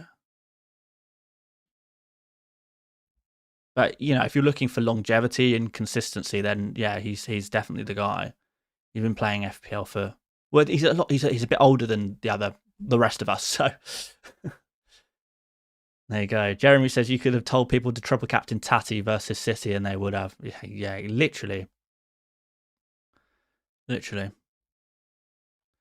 Type I meant you're the best FPL manager. I don't know about that one. But there's so much variety these days. There really is so much FPL content out there that you really can choose who you like. You know, who do you resonate with? whose presentation do you like the best? Who resonates with you? Who feels good to watch? And you have that choice, which was not the case 4 or 5 years ago. The choices for FPL content creators were much more limited. So it's a great time to be a consumer of FPL content because there is just so much. And it doesn't seem to be slowing down either. Thank you, Nath. I do appreciate it, my friend. Right, anyway. Explain Palmer and Gross on the bench list. I think for Palmer, it's penalties, set pieces, picking up those attacking positions against a Forest team that might be saving themselves a little bit. For Europe. Gross is where he is because I think Newcastle have a good chance of conceding to set pieces, and Gross has taken some set pieces. And I think central players seem to be doing quite well against Newcastle as well at the moment. So there you go. That's why I've gone for those guys as fairly high, or at least where they are. For me, the 100 experts took things to another level across content creators. Really good to hear. Really good to hear. And yeah, it's obviously inspired a few other creators as well, which is nice to be influential, if nothing else. Rank be damned, you hands down provide the greatest level of information. I think that's always what we do try to do on the FPL Mate YouTube channel. I'm not here to tell you what to do. I think that's also, doesn't really help me. I don't tell people what to do, and I think a lot of people just do want to be told what to do.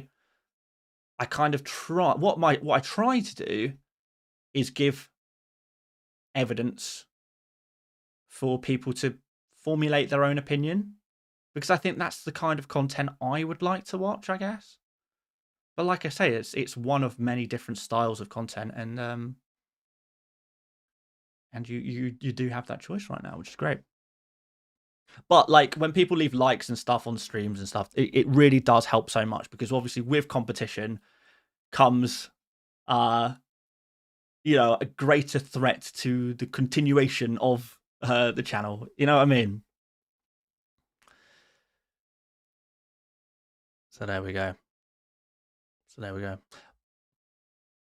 I'm interested to see how much content there'll be for World Cup Fantasy, because I cannot wait for that. Never says. And who else has an impeccable collection of football shirts? You're so right. You're so right. Your graphics was the main thing that drew me in. Thank you, Scott. I do appreciate that. But again, that's your preference. Like a lot of other people prefer, they don't care about the graphics. They want their information delivered as quickly as possible, kind of thing. Like on the money. Whereas I'm kind of taking much more time trying to make graphics, trying to make things look good. And therefore, maybe I'm a couple of hours behind the news cycle in many ways. But regardless, guys, I do appreciate it. We have not done a captain poll yet. We are 1 hour and 18 minutes till deadline, and we've not done a captain's poll. I prefer the chill vibes and discussions versus being told what to do. I couldn't agree more, never. That's what I want as well. I just want discussion, man. Want discussion. Right. Engage with audience. Poll. I sound like a robot there. Engage with audience. Poll. I'm reading out the menu in the chat that gives me the options to create a poll here. I'm not saying FPL Mate bot, engage with audience, drive impressions on algorithm. Who is your Gameweek 35 captain? And I'm guessing for most people, it is a straight choice between Haaland and Bruno. Engage audience, start poll. Anyone else other than Haaland or Bruno that is obvious that I'm missing? I mean, I think everyone else is a differential, aren't they? I mean, there might be a few others, but everyone else would be a... Yeah, O'Reilly. Differential, Cherky differential. Yeah, I'm gonna go on the poll. It's gonna say Haaland, Bruno, other, and I think that should probably cover most of it, right? It's beasts with a super jack. Gabriel captain, high base and high potential.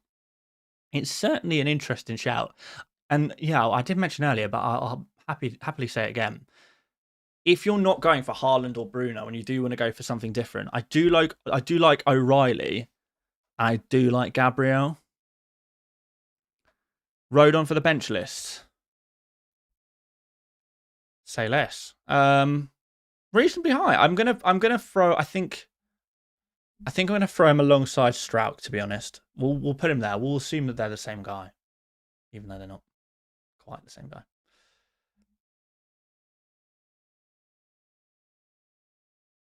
There we go.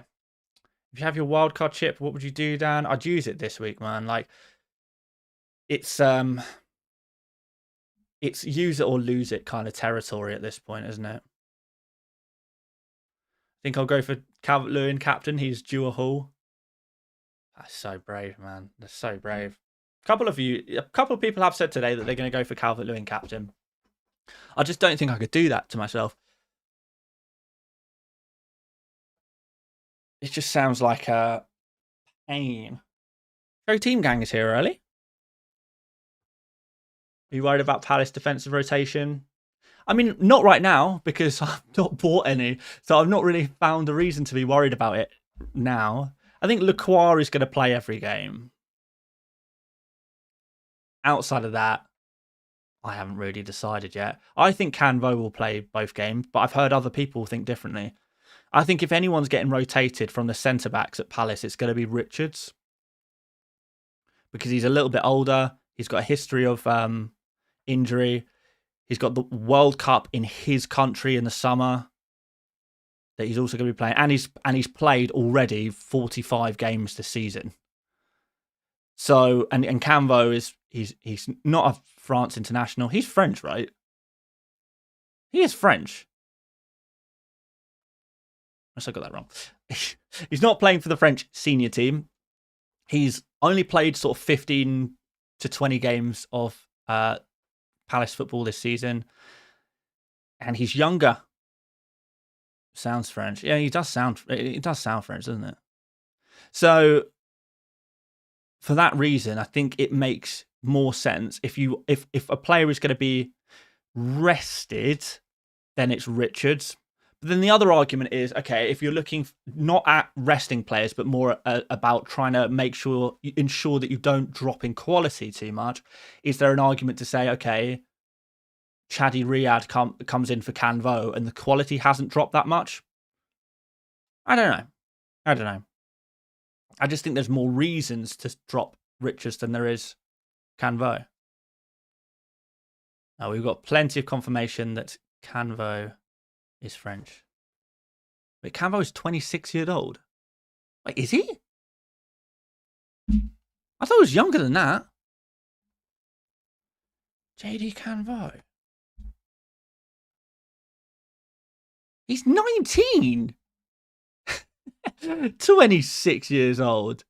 Born April 2000. He wasn't born in April 2000. He was born in July 2006.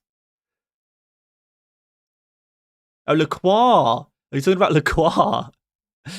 Lacroix is a fitness beast, though. It's Richards who I'll be a little bit worried about. Richards, I believe, is around 26 years old as well, isn't he? Chris Richards. Yeah, so Richards is also 26. But he is a player who has had injury and fitness problems throughout his career. And given that he's about to play for the United States in his home country, God, I just feel like Richards is risky. I just feel like he is. Anyway, he's 19, plays for French under-19s. Is there an age tournament this summer? Overthinking, Carl. I don't think I'd worry about that too much. I mean, there's always tournaments like. I mean, there's no Olympic tournament is there. There might be a Toulon tournament or something like that.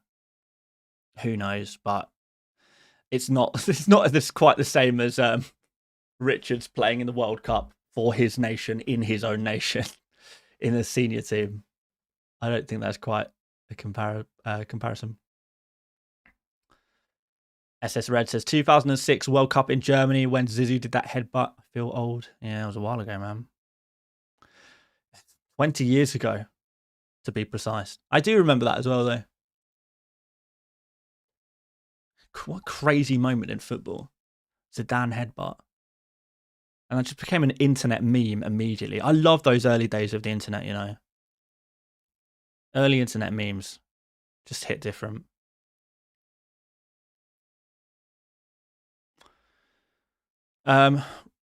Right, is there anyone else that needs to go on? The bench list seems fairly populated at this point. I'm going to move back to my team for a little while, and then we'll come back to the bench list in a while. I'm going to vote on the poll as well. Oh no, I'm not going to vote to the poll. It won't let me. It won't even let me vote in the poll. That's not fair. It's my poll. It should let me vote too.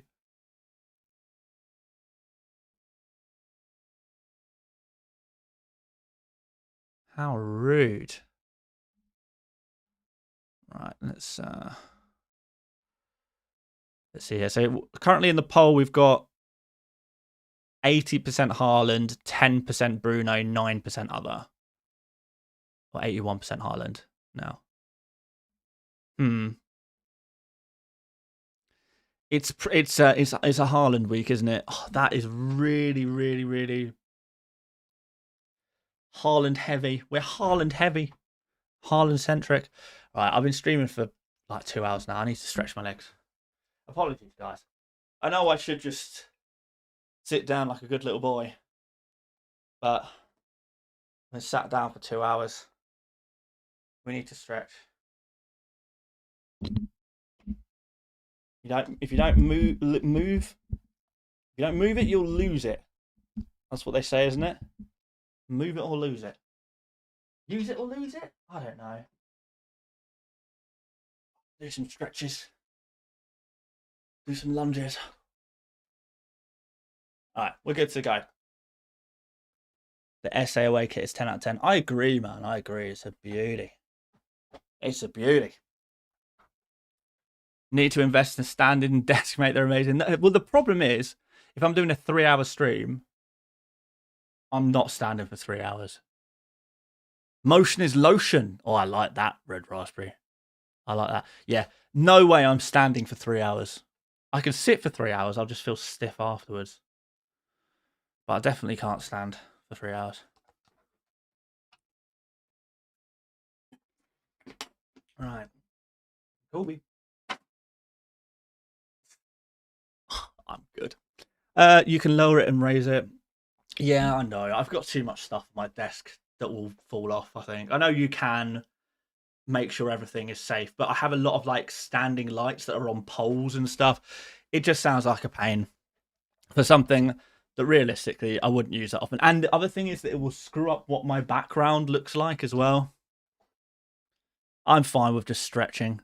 2 lunges is not enough for 2 hours, man. What? It's fine. I'm gonna do like, well, as soon as I finish the stream, I'm gonna do like 45 minutes on my exercise bike. Don't worry about that. I'm hardly gonna jog around the room when I'm at work. I'm at work, for heaven's sake. Fran says, what is his overall rank? Couldn't get your question answered via Let's Talk FPL. So hoping for a similar rank from me. You come to the wrong place. What even is my rank? Around 60,000, I think. Do I pass the vibe check with a rank of 60,000? Is that good enough? Exercise bike as your chair while streaming. You know, you can get those like stepping machines. I thought maybe something like that. Exercise bike. Well, for a start, my exercise bike would not fit in this room. I don't think. Actually, let's size this up for a second. Maybe it would. There's a chance.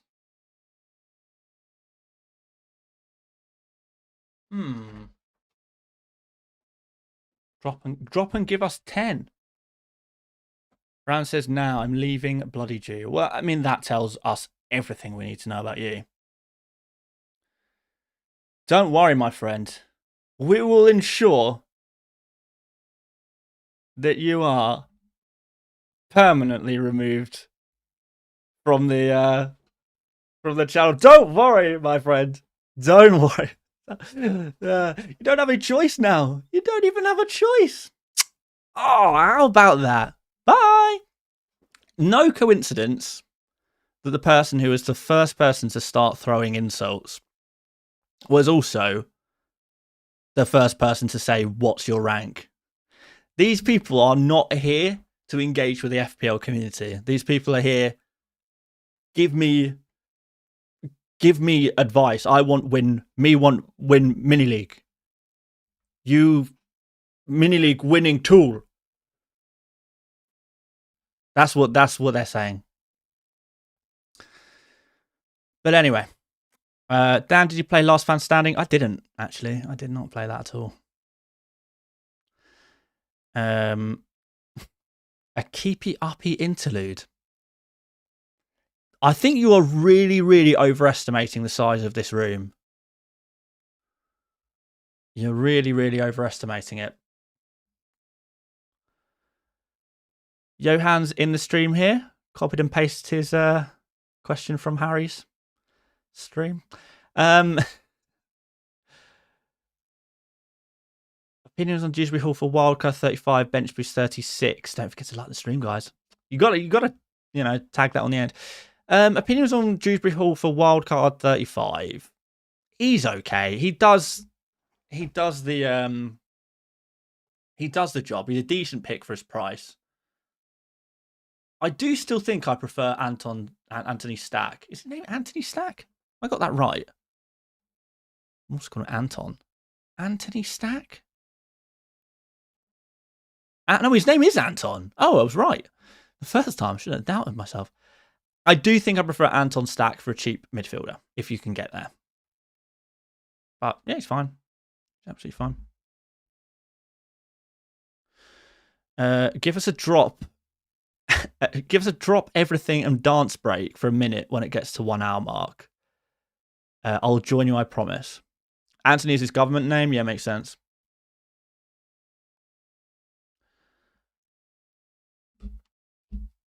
Surely we want Palace rotation this week ahead of the pack schedule. I guess we do. Yeah, we want it, but we'll see what happens. A dance break for a minute, a full minute of dancing. I'll tell you, if we got anywhere near to 500 likes, then we'd be on it. But I don't think we're getting to 500 likes today, so unfortunately, no dance break today. Gunsmoke says, I come here for entertainment and I get green arrows as a byproduct, and I love it. That's what I love too. I'm the same. Is there any City Palace players that are essential for next week, excluding Haaland? Cherky. I would say Cherky above Semenyo at this point. Some people will say O'Reilly. I think for Crystal Palace, Lacroix is the only one that's essential.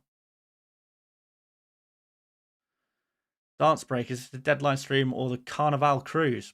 It's whatever you want it to be honest, guys. 30 seconds of dance for 250 likes. I'll do 30 seconds of dance for 400 likes. I'm sorry, every man has his price. I saw your video yesterday. Would you consider bringing Wilson instead of Palmer in Gameweek 36 and save yourself a transfer?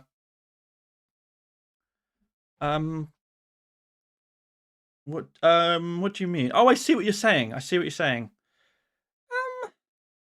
Yeah, potentially. The problem is I don't know if I would play him next week. That's the question. 10 likes per second. Final offer. I think, John, you've mistaken yourself for someone who makes the rules around here. You know? I make the rules. This is my neighborhood, young man. And if I don't want to dance for few likes, then I'm not going to. I have my price and I have my dignity. I have my dignity until I don't. Anyway. What would your ideal wildcard team be if you had one? I mean, I think I'm going to build a new one. Let's do that. Let's go on my team tool, and I'm going to build a new wildcard team because I think I would make a couple of changes for the last one. The last one I made, which was on Tuesday. You know, Haaland, O'Reilly, Cherky, Gabriel, Bruno. I think I still would go for Saka, but I'd make sure I have cover for him. We go Lacroix. Still going to go for Canvo. I still want Raya. Who's my fifth defender here? I'm missing someone. Let's come back to that. Maybe, we need someone for this week. So maybe, you know what? Go a bit cheaper with someone like Justin. We'll go Justin. We'll go for a cheap option. And then I would think I would still go for the Welbeck Calvert-Lewin combo. So either that or Welbeck Thiago. Let's go Welbeck Calvert-Lewin. I'm going to stick with, what did I have before? It was Verbruggen.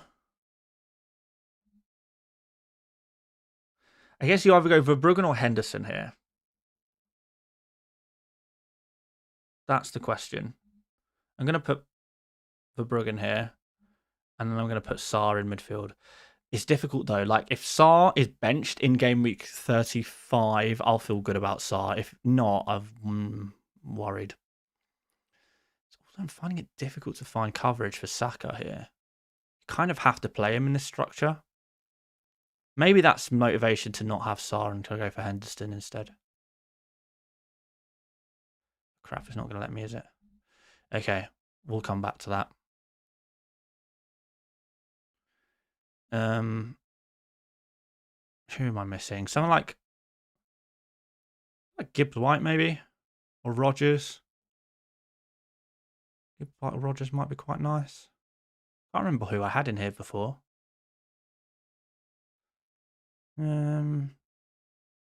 Or do we need to go cheap? Go cheapy.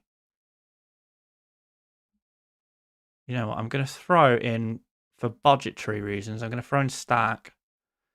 And I'm going to switch for Verbruggen and Sarr out for Henderson. And a new midfielder. And I guess this is fully dependent on what your budget is. If you've got like a decent budget, you could go for someone like a Gibbs White here or someone like that. So let's find. Oh, yeah, okay. So if you have the budget, if you have a decent budget, I mean, 102.7 million. I think a lot of people have that kind of budget. I know, obviously, a lot of people won't. But if you can do that, then that actually allows you to bench Saka this week for Gibbs White. But if you can't afford Gibbs White, you just downgrade that position to someone a little bit less. So maybe you're looking 6 and under, potentially. I don't know. It totally depends on budget. But different price points, you maybe look at Bruno G at 6.8. You could go... You got Ilman and Jai. Wilson's difficult because you can't play Wilson this week. You go for Anderson.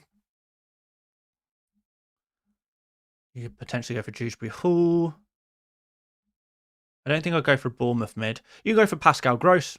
You can go for Gross here. That'll shave off 2 million off the team as well. So there are definitely options, but I think if I'm on a wild card, that's what I'm doing. I'd be going for something like that.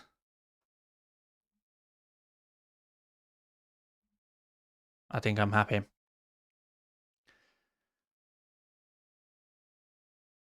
Yours earnestly says I have 13 out of 15. Rogers and Hinchelwood over Morgan Gibbs White and Stack currently. Fair enough. I know some people will like Rogers. over Gibbs White. I think that's absolutely fine too. Who's your captain? Semenyo, Watkins, or Thiago? None of those. I don't think I captain any of those.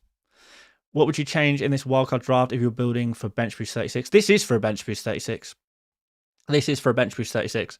So if we just look at game week 36, what it looks like, you'd be bench boosting Raya, Gibbs White, Calvert-Lewin, Justin, which is not bad at all as a bench boost.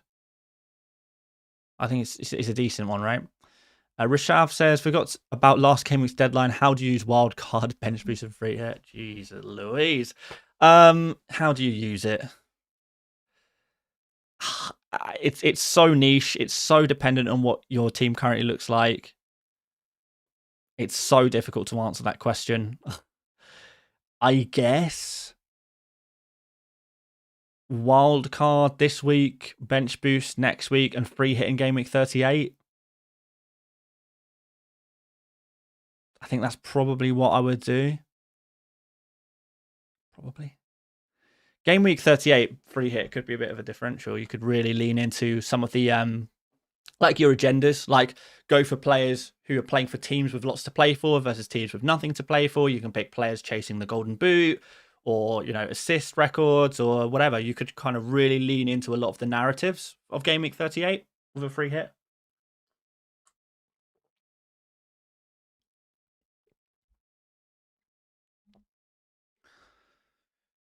Why are you choosing Lacroix and Canvo rather than Munoz instead of one of them? I mean, Lacroix is no-brainer. The real answer is that Lacroix and Canvo get Defcom and have similar attacking data to Munoz. So I just feel they are just better. And I'd rather, particularly in these fixtures, Everton and Man City, where we're not really expecting a huge amount of goals,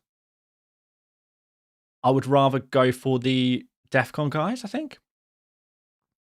FPL Joe says, Dan, you're going to need to talk me out of DCL captain. Oh, Joe. Oh, Joe. How have you found yourself in that particular rabbit hole? Look. There's been a few. We have spoken a little bit about DCL captain. There's been a few people who have suggested a Calvert-Lewin captaincy this week. My biggest issue with it is just imagine yourself watching Leeds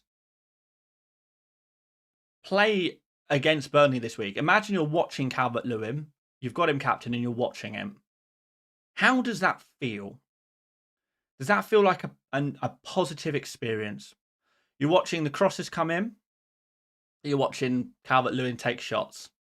You're watching it go straight down the neck of the goalkeeper, the throat of the goalkeeper. You're watching it go wide. You're watching corners come in and he's heading it over the bar. You're waiting and waiting and waiting for a penalty to give you that chance of a goal.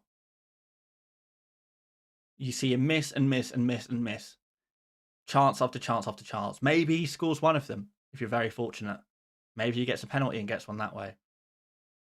But not before missing 10 chances. How does that feel in your mind? I don't think I could do that to myself. I don't think I could do that to myself personally. And that is why I will not. Well, I don't have DCL anyway. But if I did have it, I would not be doing that. No. And like, what are you even doing it for? A good scenario is Calvert-Lewin scores one goal. You're not really expecting him to score multiple goals, really. You'd be happy with one goal from him. For a captain, is that the heights you're aiming for? Haaland, brace potential. Bruno, assist and a penalty, something like that. Very, very feasible. O'Reilly, clean sheet and an attacking return. Gabriel, clean sheet, Defcon, maybe an attacking return. These are all players that have much higher upside, or I would say higher upside than Calvert-Lewin. So you're putting yourself through all of this pain for a player who isn't really better. He's just different. Can we honestly say hand on heart that Calvert-Lewin is in the same ballpark as the other kind of captain options we mentioned? Probably not. So, yeah, it's just captaining to be different, and having a bad time whilst doing it just doesn't appeal to me. Anyway, that is me trying to convince people to not captain DCL. You asked for me to do that, so there we go. Why Justin over Strauch in the wildcard team, I presume you mean? Cheaper. The answer is because he's cheaper. It is as simple as that. And you're not going to need him beyond the next couple of game weeks. So that's why he's in that. I think this is a decent bench boost team. Start Welbeck or Ambadou. Welbeck, and it's not even close. I've got double United and Liverpool. Who do you trust? I think there might be a couple of goals in that game. If it's attackers we're talking about, then yeah, I would have no problem playing a few of them, to be honest. We are well under an hour until deadline, by the way.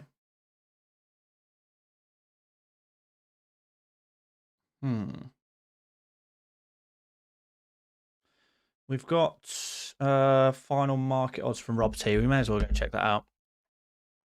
FPL Joe here says, thanks, Dan. Appreciate it. Scariest part is DCL is finished by 10 p.m. today. If he blanks, there's wait till Monday for Haaland ruining my weekend. Yeah, that's a fairly big factor for me as well. Like, even if DCL does really well, at least you'll have the hope that whoever else you captain can match it.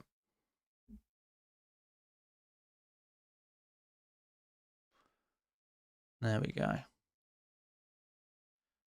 Right, let's go check out Rob T. Comedy Addict says, I only saw you do 2 stretches, Dan. Clear hamstring incoming, benching you in my Content Creators League. Yeah, you could be right. I did not do enough, really. But, like, I'm at work. I'm at work right now. This is my job. I have a job to do. I can't be dilly-dallying doing exercises when there is FPL content to be had. Right. Kudus says, with a super chat here, says, Riley, Mukiele, Virgil Hill, and Gabriel. Who do you play in a back 3? Maybe back 4 if I bench Anderson or Wilson. I would bench Wilson against Arsenal. I would play O'Reilly, Mukiele, Hill, and Gabriel, and bench Virgil out of those defenders. And I would bench Wilson. So I'd play 4 at the back, bench Virgil and Wilson. There we go. Is Okafor fit? No, certainly not fully fit. He is struggling with a injury at the moment. If you have him, keep him and start him. But we'll see. So, on the projections, it seems Leeds have gone higher. Leeds up to 2.2 projected goals this week. That's high. That's very high. And their clean sheet odds have gone above Arsenal's as well. The market's clearly very keen on Leeds. Make it a bit bigger. Yeah, the markets are loving Leeds. Holy cow. Outside of that, Arsenal 1.95 projected goals, 44% clean sheet. Man United look good for goals. Chelsea look good here. This is improved for Chelsea. 1.92 projected goals. If Chelsea get anywhere near that, that's good for Joao Pedro. It's good for Palmer. Really good. Bournemouth 1.92 goals against Crystal Palace. That's a lot. That is a lot. We'll see. We'll see what happens there. I just when do Crystal Palace ever concede 2 goals? Newcastle are higher than expected. Yeah, markets seem quite keen on Newcastle, but I don't know. Maybe they haven't watched Newcastle recently. I'm not sure.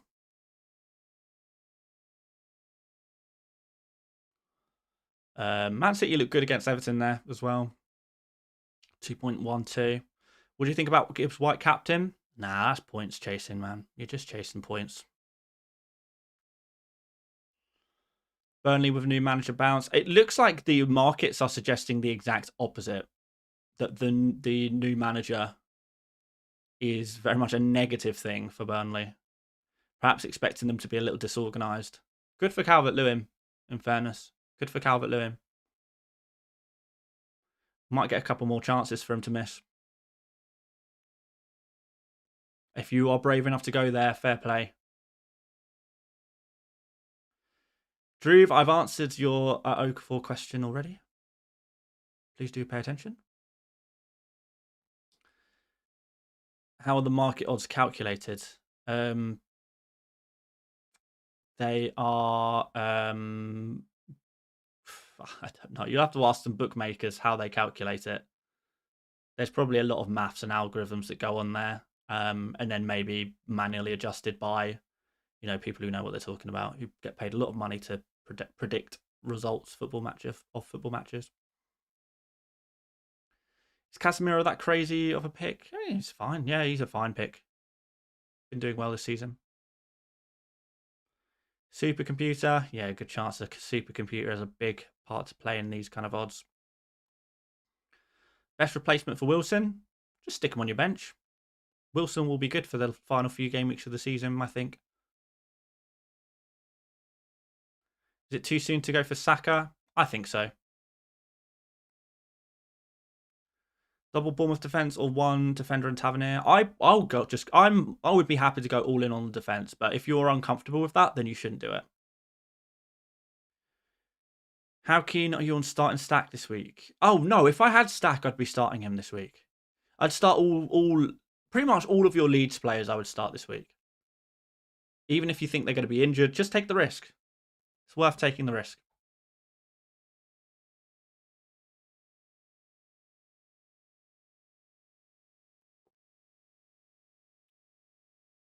You reckon I should play Gakpo or Porro? Oh, that's niche. I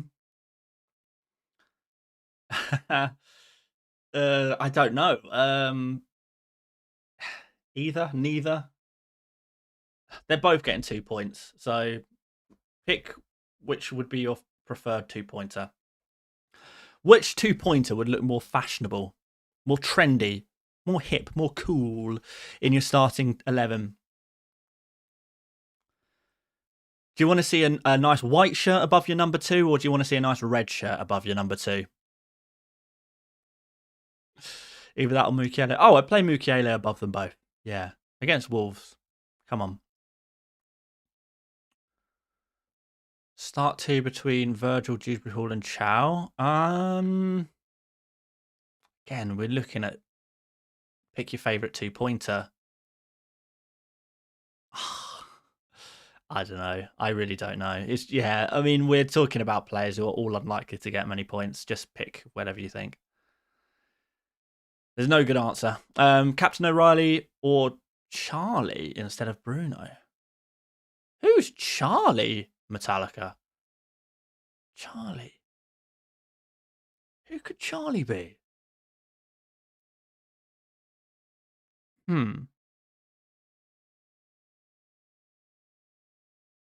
Cherky?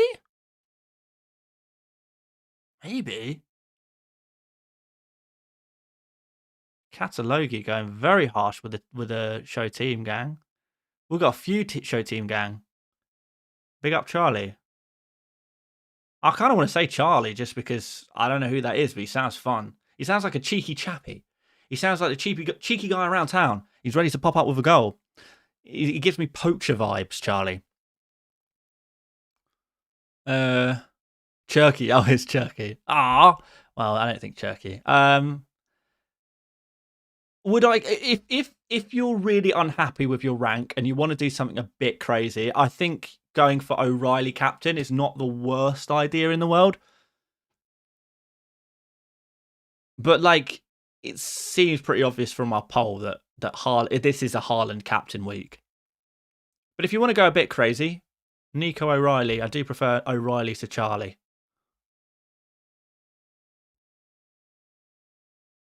For the rest of the stream, I want Cherky to be exclusively referred to as Charlie, please.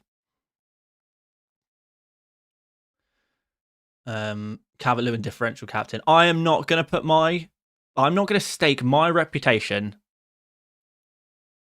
on suggesting Calvert-Lewin as a captain. If that's something that you would like to do, by all means, please. But I will not be tarred with the title of FPL Mate Dan Calvert-Lewin captain recommender. It shan't be me. It shan't be me. Super chat from OG Madman, who says, review my wild card. Haaland, Bowen, Thiago Sarr, Bruno, Gibbs-White, Charlie, Semenyo, Gabriel, Van Hecke, Strout, Canvo, Lacroix, Ray Darlow.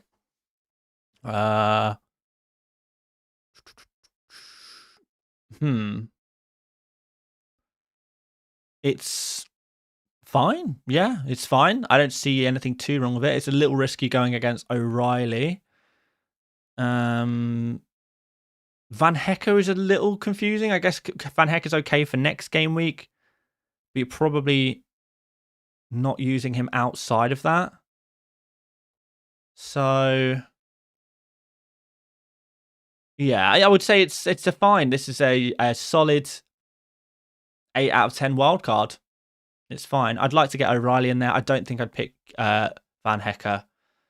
And Bowen and Thiago are okay as long as you're not planning the Gameweek 36 bench boost. Because remember, Bowen plays against Arsenal next week, which is no good for a bench boost. Unless you're maybe trying to bench boost 37 potentially. But I like that Canvo and Lacroix. Ray Darlow works, I guess. Does it work? Yeah, I mean, if you're just looking for a cheap backup goalkeeper. Yeah, basically it's good if you're not bench boosting. Should we look at my team for the show team gang? Well, there's a couple of very upset members of the show team gang that I've seen. We wouldn't want to upset them. All right, FPL Joe here says, market odds are a combination of openers, the starting odds from historical data, and available news like player availability, then altered as sharp bettors place their bets throughout the week. So it's basically what other people are betting on.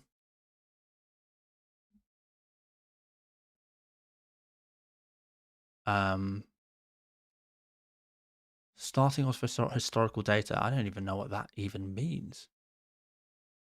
And how can you factor in available news into the odds? Like how? Surely that's manual input. I'm not going to pretend to understand that. Maybe you'll have to explain it to me in greater detail at a later date. Do you think Palace will score against Bournemouth? I mean, in the sense that in any given game, in 99% of football games, the odds are for a team scoring. You're more likely to score than not score in 99% of games. So in that sense, yeah, I think Crystal Palace will score against Bournemouth. I think it's more likely than not that Crystal Palace will score against Bournemouth, but I also think Crystal Palace have a very high chance of getting a clean sheet. No, sorry, Bournemouth have a very high chance of keeping a clean sheet, all things considered.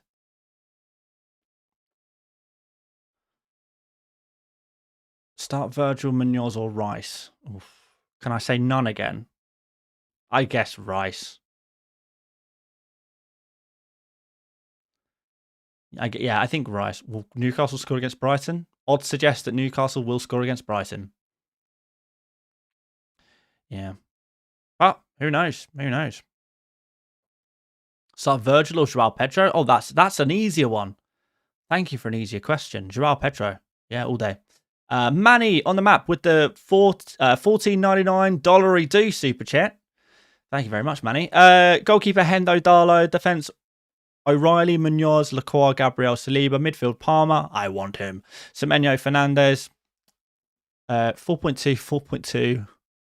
Jesus. Forwards Haaland, DCL. Wait, what? Forward Haaland, DCL.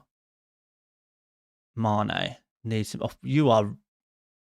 So I'm presuming you don't have a bench boost, because that bench is worrying. I mean,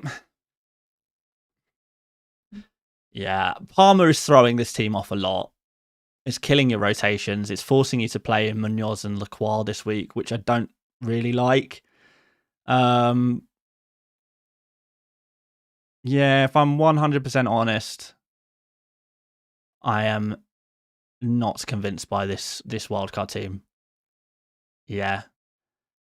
I think you're probably going to get a red arrow this week with this team. Probably. I don't know. Maybe not. I don't know. If you just switch Palmer out, or you just do Cherky instead of Semenyo. Do Cherky instead of Semenyo, and suddenly you can change a 4.2 midfielder to an Anton Stack, who is suddenly much more useful. And maybe adding Anton Stack allows you to bench at least one of your Crystal Palace defenders this week. We need some more money on the bench for rotating players in and out based on game week. And also as coverage, because zero coverage is not good enough. Yeah. So there you go, Manny. I appreciate the super chat. I'm sorry to be a little harsh, but you need to get one of those 4.2s midfielders upgraded stat. And you're going to do that by downgrading Palmer. But if you desperately do want Palmer, you've got to downgrade Semenyo to Cherky. In fairness, Cherky is probably better than Semenyo now anyway. Bench 1, Tavernier, Hill, Senesi, Palmer, Joao Pedro. Bench Ahmed. In fairness, I have all of the same players and I've benched Tavernier. Oh, sorry, who is Cherky? I do mean Charlie. Yeah, Charlie. Not Cherky, Charlie. We're calling him now. Eze to start against Fulham. I'm 50-50. I think even if he starts, he only plays 60 minutes. I don't think I would buy Eze. I'll put it that way. Certainly not this week. Maybe next week. Maybe.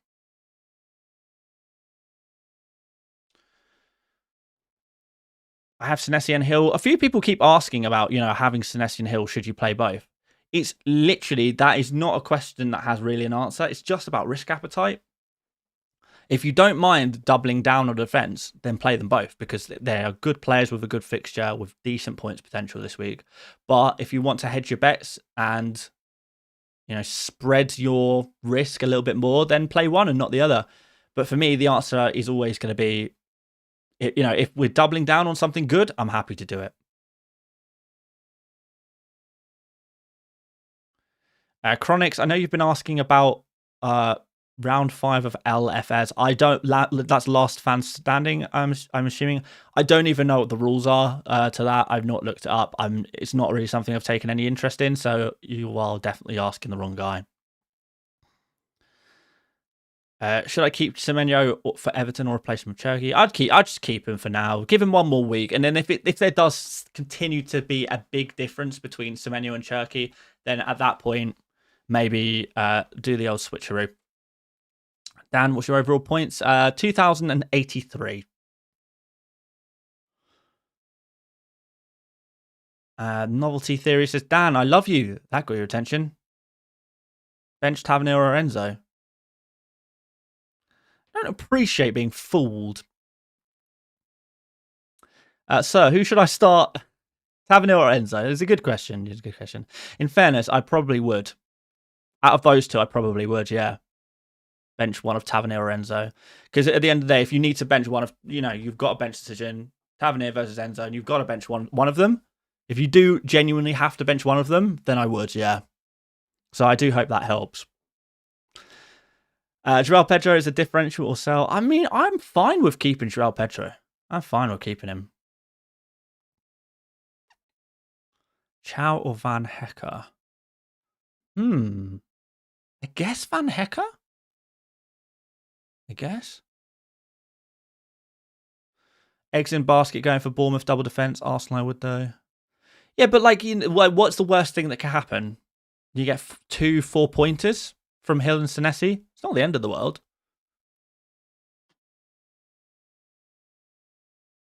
Thank you, Graham. I do appreciate it. Why Tavernier on the bench whilst he's on penalties? Because I don't think he's going to have any open or very much open play threat.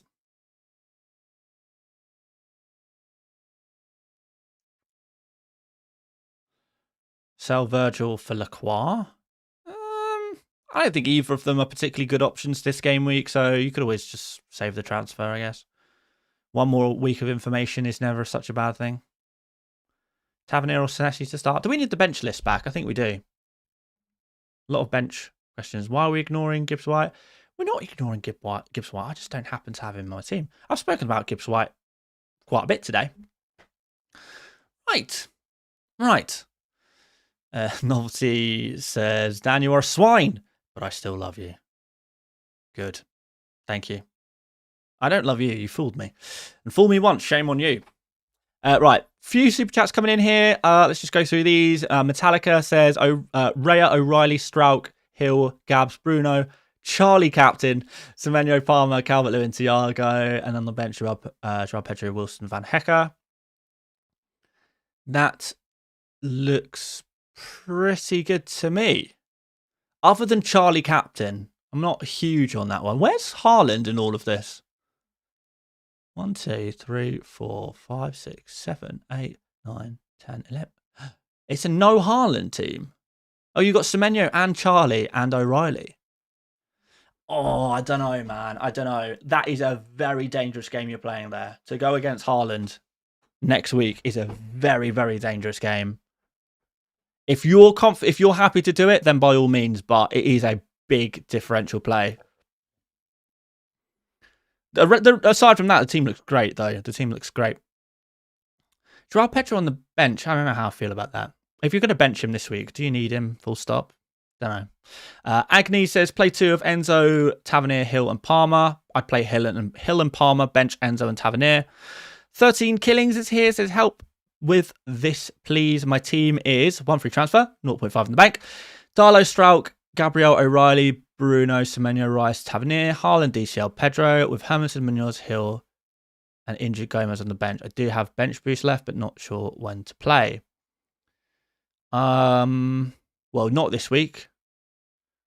What would I do? I would play Hill instead of Rice, and I would roll the transfer. Yeah, that's what I would do, 13 Killings. I would play Hill instead of Rice, and I'd roll the transfer.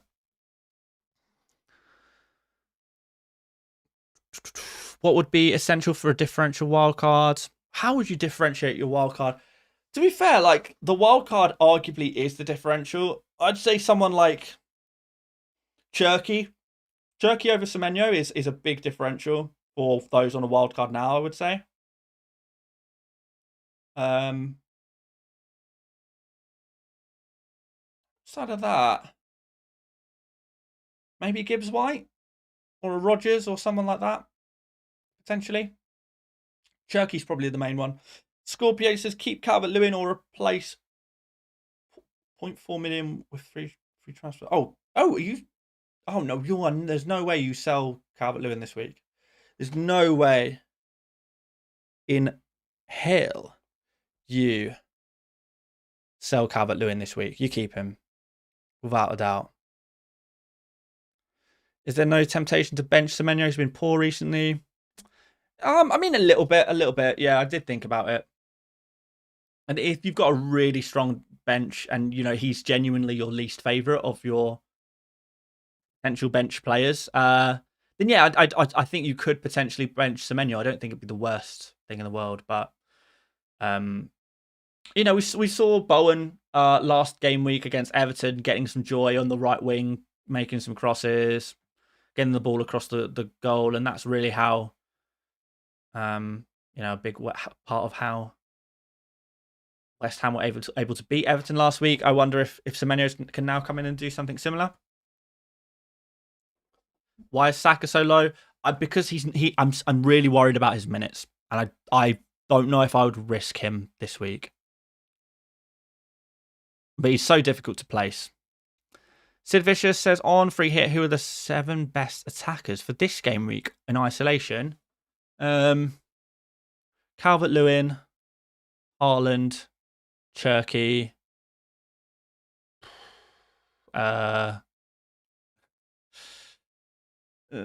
Aronson instead of Okafor.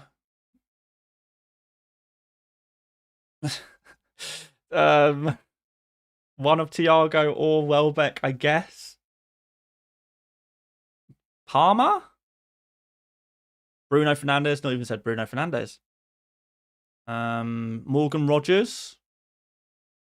I don't know. There's some suggestions. Why is Dewsbury Hall above Virgil? I just can't see a clean sheet for Liverpool. And I don't think Defcon is guaranteed. At least with Dewsbury Hall, maybe you get an attack in return. Maybe. Welbeck or Isak, because I'm not sure if they start. Both Welbeck and Isak will start. Anthony says, mate, you're the best. I've reached 1.6k following your vids and the OG strategy. I'm Captain O'Reilly this week. Oh, brave. You are really pushing for that top 1k position, I guess. Watkins and Rodgers to start against Spurs? I think probably, yeah. Probably. I don't know for sure.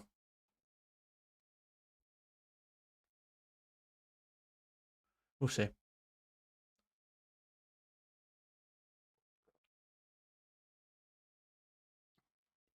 Gordon to Eza. I think it's just 1 week too early for Eza. And arguably Saka. Kendall says, how's it, mate? What's more likely, Alderete keeping a clean sheet or Cherky scoring? What Cherky scoring, or are we counting assists as well? Because assists really is Cherky's speciality. I would say Cherky and attacking return is probably more likely than Alderete clean sheet. I think. Is Frimpong a decent differential despite the fixtures, considering he's playing right wing? How confident are we he's going to continue to play there? Not enough evidence yet. And it's not a good jumping on point, away against Man United. So wouldn't be going there right now. Bench one of Porro, Alderete, and Van Dijk. I would bench. Maybe Van Dijk, Why Bijou higher than Hill? Because if he plays, I think he's got a better chance of a clean sheet. Captain Haaland or O'Reilly? Haaland for the sensible, O'Reilly for the devilish, for the daring, for the delightful. Maybe not for the delightful, but for the devilish and the daring, for sure. Aronson leads on the bench list. If you have Aronson, you're not thinking about benching him. Do not try and fool me. You're trying to get me to rate your player. This is not about rating your players. This is about bench priority. Why is Munoz so low? I mean, what are we expecting? Bournemouth are playing at home, so it's an away fixture. Bournemouth are a good attack. Munoz doesn't typically get defensive contribution points. There's a small chance of rotation or early subs from him. Yeah, I just don't know what you would really expect from Munoz this week. Probably not very much. Stinks of a 2-pointer this week. Does our Munoz. Maybe even a 1-pointer if Bournemouth are able to score a couple of goals. Why is Senesi so much higher than Van Hecker? He has a much better fixture, I would say. There's not that much difference between them, is there? Do you think there's a chance of team leaks for tonight? I'll be honest. I've not seen Leeds team leaks very often.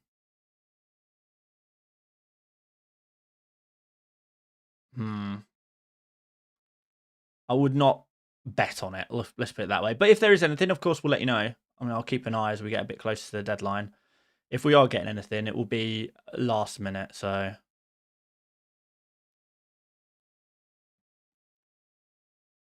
we've got a super chat here from Ipster, who says, playing 5-3-2, love it. Gabriel, Hill, O'Reilly, Strouk, Ballard, Stack, Bruno, Sharda, and Haaland, Thiago up front. Bench have Cherky, Welbeck, and Wilson. What should be the best lineup? Oh, okay. Yeah, maybe this needs to change a little. I mean, for sure, I would play Welbeck and Cherky over Sharda. And probably Ballard as well. So yeah, I would take out Ballard and Sharda and put in Cherky and Welbeck. Wilson can stay on the bench. And that's what I would do if it were my team. But it's not. Why is DCL on the bench list? Honestly, I don't know. Just a lot of people asked me to put him on there. And yet people, I'm also getting questions about whether to sell DCL. I think one, obviously a lot of people will see blanks and infer poor performances or rotation risk or something like that. I don't know.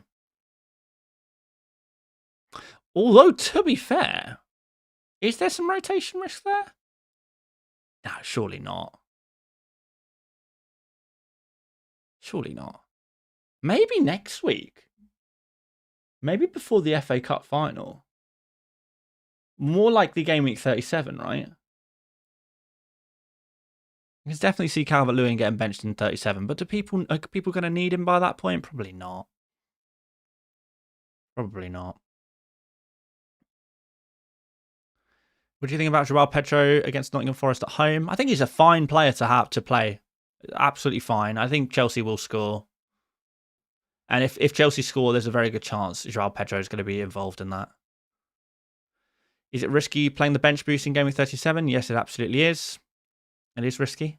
But like, what are you going to do? If you've still got a bench boost and you've got 4 game weeks left to use it, we can't go back in time now. You're going to have to play it at some point or another. You just got to weigh up that risk versus, you know. I mean, you can make predictions on who you think is going to rotate more and less.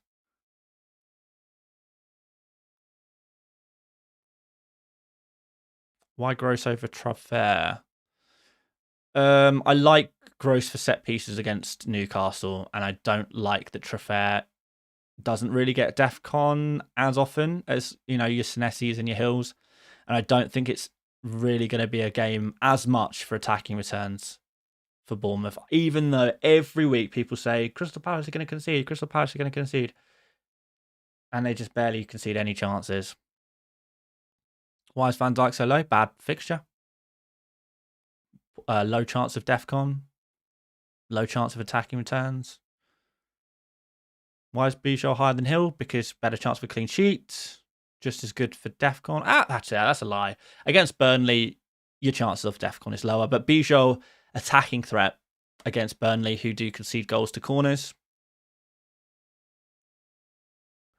Start Scott or Tavernier. Probably Tavernier for the set pieces and penalty share. Is it better to move on Palace defender and Sarr this week? Move on as in take them out. Wouldn't take them out, but I wouldn't buy them this week either.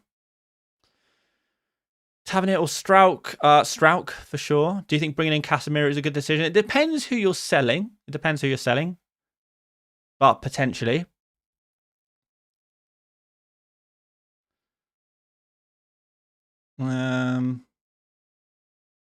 Got the non-news from my Liverpool guy that Salah is definitely going to be out this week. I think we probably already knew that. But yeah, that is confirmed. I don't know if it counts as news or not, but a thank you to my good Liverpool friend, my good Scouser friend. Oh, okay. It's going to be Frimpong right wing this week by the looks of things.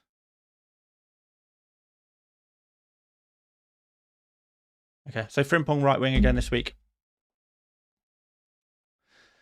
Right, anyway, where is Gabriel? Definite start. No way you bench Gabriel. Start Hill or Saliba. Genuinely, they're about even. Maybe Hill. Gabby or O'Reilly? Both. Both. David says, sorry for asking again. Do you think people who didn't wildcard 32 are regretting it because of Palace and City, only Palace and City doubling? I think you said 61% in the top 100 did wildcard 32. Yeah, so the 100 experts, it was something like 61% wildcard 32. Something like that, wasn't it? So I think they regret it. You'd have to ask them. I think there was probably some degree of regret in Game Week 33, but maybe they feel a little more vindicated after Game Week 34 because a lot of the non-free hit teams in 34 roughly matched or even beat. If they had Joachim Anderson at Fulham, for example, they would have actually beaten a lot of free hit teams because of his kind of spawny result there. As I thoughts, wouldn't buy him this week. Unconvinced by his minutes. Captain O'Reilly or Haaland? I'm sure I answered that already. Like 5 minutes ago. O'Reilly if you want to take a risk. Haaland if you want to play it safe. Start Enzo or Tavernier. It's close. I'm going to say Tavernier. Will Sunderland get a clean sheet against Wolves? Good chance. Good chance.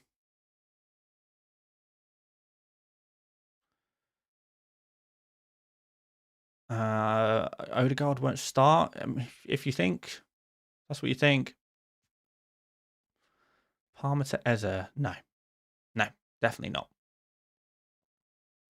What if I sell Garner and put Casemiro? I don't think you've particularly improved your team by doing that. Can you explain the order of JP, Semenyo, Palmer, Gross, and Tavernier? That's a lot to explain, my friend. That is a lot to explain. I think Chelsea will score. I think Joao Pedro looked good against Leeds. Semenyo, I think his physicality will be useful on that right-hand side against Everton, where we saw them concede that from that side, or from across from that side last game week. I like Semenyo that he takes a lot of shots.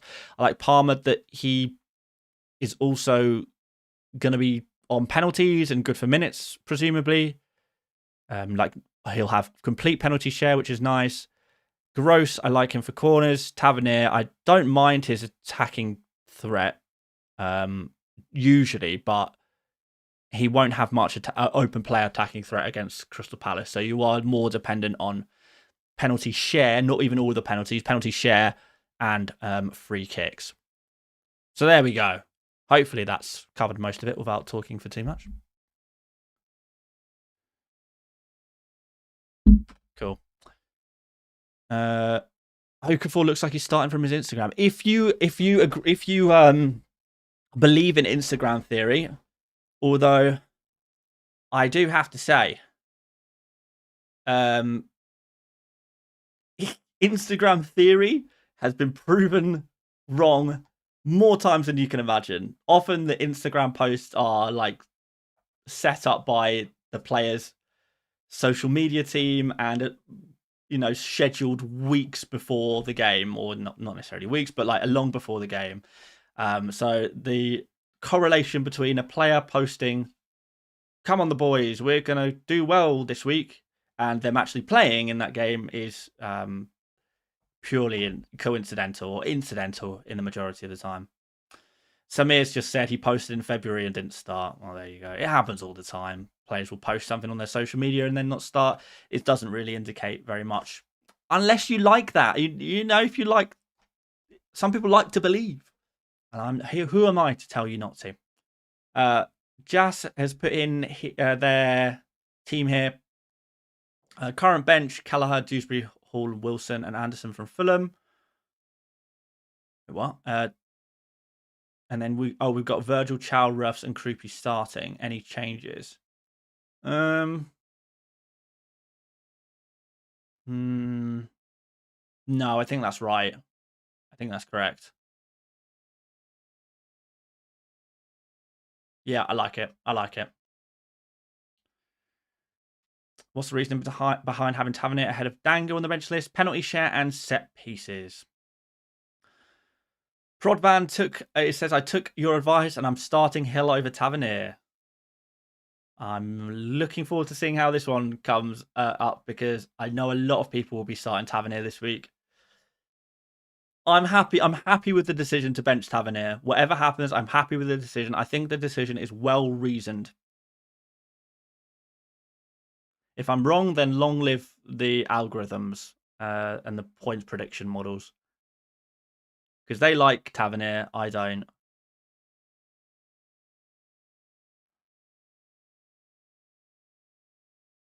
Do you think it's tactics to say Okafor is a doubt? I have no reason to think that. Why would Leeds are safe from relegation? They're not playing for Europe. I don't see a reason why mind games would only suddenly appear now. Yeah. Would Mitoma be the same as Welbeck on the bench list? No, not for me, because Newcastle concede a lot of chances very centrally, which is another reason I don't mind Gross for this week. So I'm not as convinced by the wide players against Newcastle, but I like the central players and the set piece guys, I guess. Dan, please answer Rodgers or Saka on the wild card. I mean, long-term Saka, this week Rodgers, probably. Start 2, Welbeck, Cucurella, Tavernier. Say Welbeck, Tavernier. Okafor or Gross. If you have Okafor, you play him, you try it, you see what happens. You hope for the best. If it doesn't work out, it doesn't work out. Unless that's a wild card question. Why Gross over Tavernier? I kind of just, I think I kind of just alluded to why the things I like about Gross. But again, Tavernier, yes, he's good for for some penalties and free kicks, but I just cannot see Tavernier having much open play threat in this game, which is why he's going to be lower.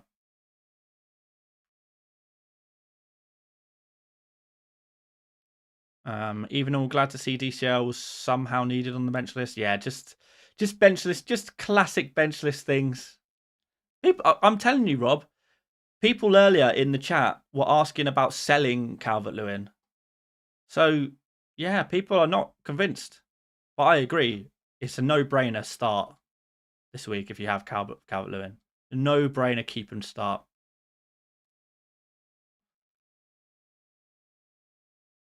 Casemiro and Gibbs White on the bench list? I don't think so.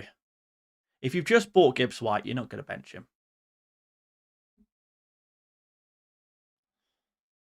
Joao Pedro or Mukiele? I'd play Joao Pedro.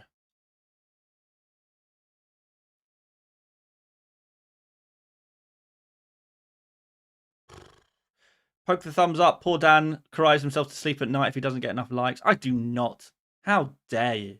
How dare you? David says, your knowledge and stats are great. Thank you. Also good to watch. Have you ever been or thought about being a pundit? Never been asked. I've never been asked. Maybe one day. Maybe one day. Sophie says, hey Dan, how are you doing today? I can't lie to you. I'm beginning to run out of puff. I've been streaming for almost 3 hours now. And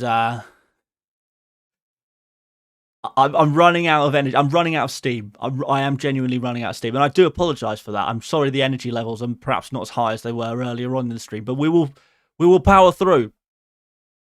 It's also so hot in this room. It is so hot.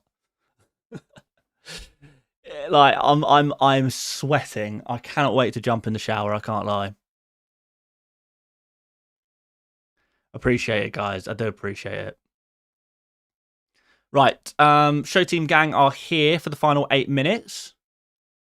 Shall we throw my team on screen? I suppose we should. We'll see. We'll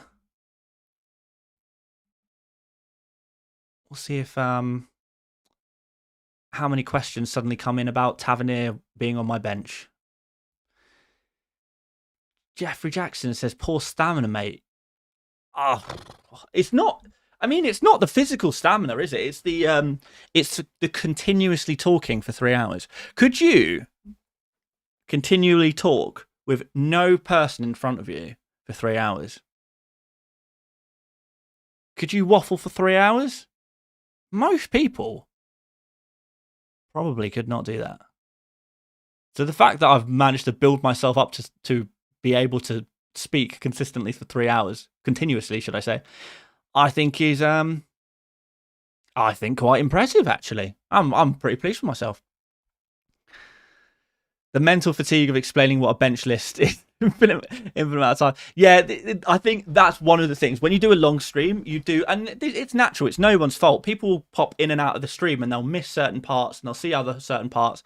So there will be naturally a repetition of, answering the same questions. And it does get a little draining. But it's fine. It's fine. Well, there we go. Less than 10 minutes or so. Yeah, we're almost there. We're almost there. Well, I am gonna stick around until we get the team news as well, because I'm sure there's a lot of people very keen to find out about Okafor and Bijan. Kendall says, but you do get to flex that sweet Bafana kit at least. That's so true. It's so true. I mean, another opportunity to wear this bad boy is being taken gladly. Oh, Olex here. Really? No Tavernier in the first 11? I was waiting for that. Yes, really. Yes, really. Just smile and think of the YouTube dollar. I don't really... These streams don't really make that much money. Like, because there's no ads. There's no ads in the streams.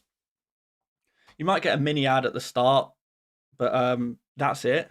I don't put ads in these streams anymore.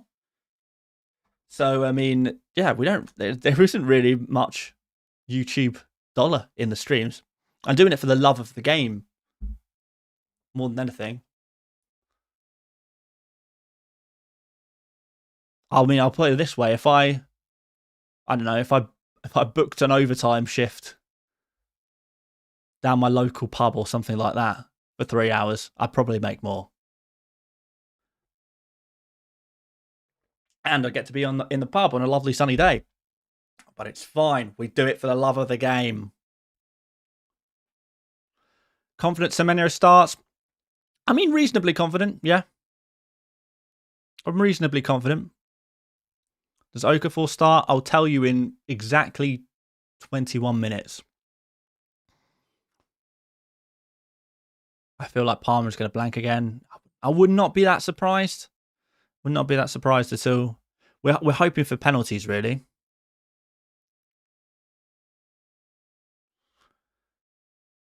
Tavernier has an 85% chance of blanking. I would say that's probably about right. Yeah, I'd say that's about right for this week. I'll take those odds. We'll stick to FPL Ever Return.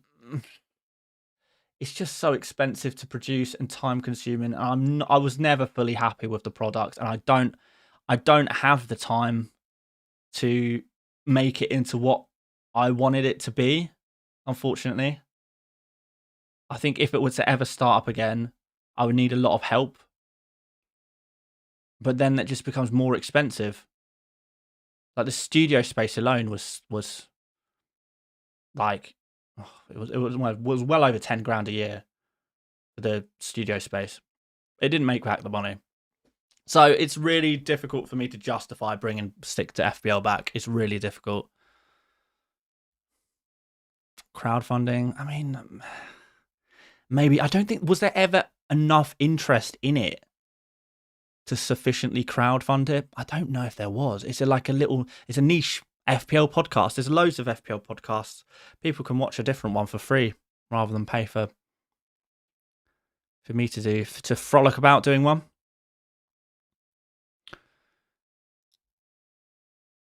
But alas. I know it was. I know a lot of people liked it, and it just and it was really fun. But it was you know, it was something like £250-300 per episode to produce, and it didn't make that money back. And it's, you know, an hour of drive away, 2 hours there and back to the studio. So you add in petrol, parking, everything like that. It's just so expensive. But alas, let's stick to FPL for the final couple of minutes of this stream, and then we can do random chat for the 15 minutes whilst we wait for the team news. Right, Semenyo to Charlie, says Ayan. I don't think I would make that move unless I had 5 free transfers and just needed to use one, just needed to burn one. Can't wait to get rid of Palmer after this fixture. Yeah, I think a lot of people will. Palmer to Saka next week, I think, is going to be pretty popular. Why Pedro? What have I missed? He never plays. Are you kidding? He always plays. He's missed 2 games all season because he was injured. That happened to be in the double game week, annoyingly. But he's played every other game this entire season.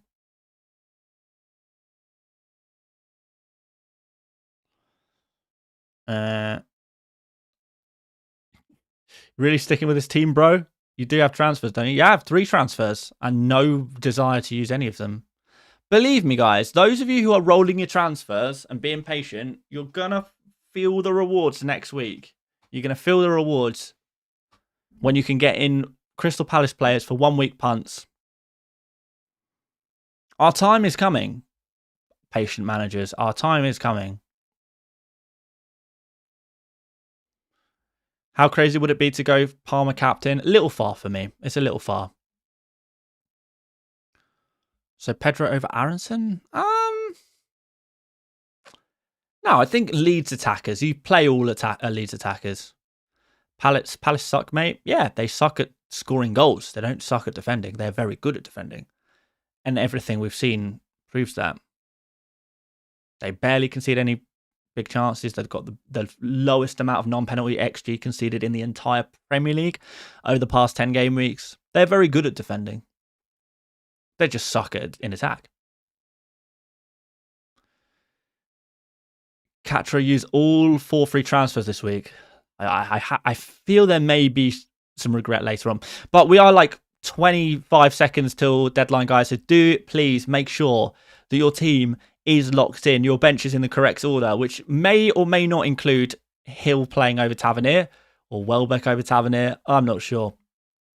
Good luck, because the deadline is a few seconds away. Are we locked in? I hope we are. Because in 2, 1, 0, and we are officially locked in for FPL Gameweek 35. There we go. There we go. I mean, I don't really know how to feel about this game week. I'll tell you after it's done.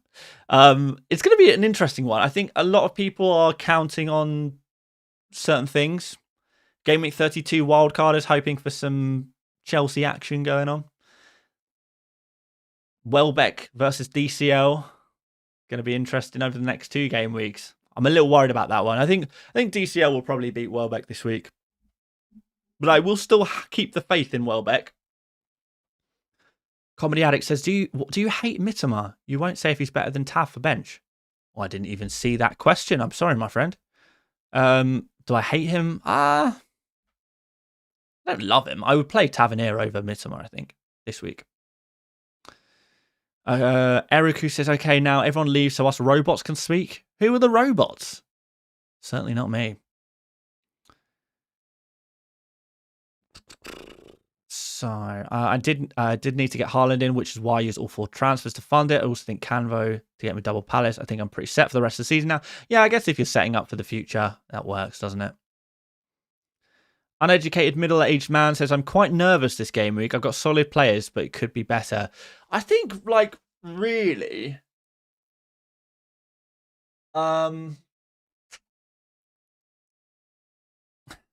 Is there any, like, truly great players for this game week? There's not really any standout fixtures. Like, obviously, playing against Burnley or Wolves are usually quite nice, but the teams playing Burnley or Wolves are kind of Leeds and Sunderland, so it's kind of like, I don't know.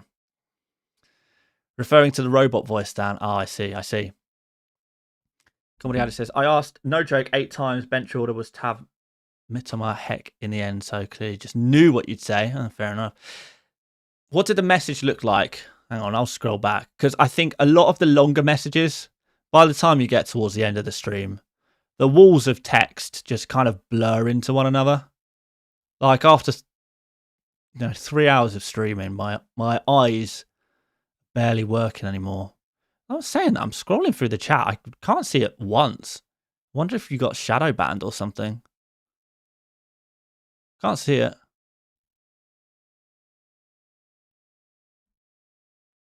But yes, as always, apologies for the odd messages I do miss. We'll try and get as many as we can. All right. Blizz says, locked in. Thanks, Dan, for getting me through Wildcard 35, intrusive thoughts. Have a great game week. See you next week.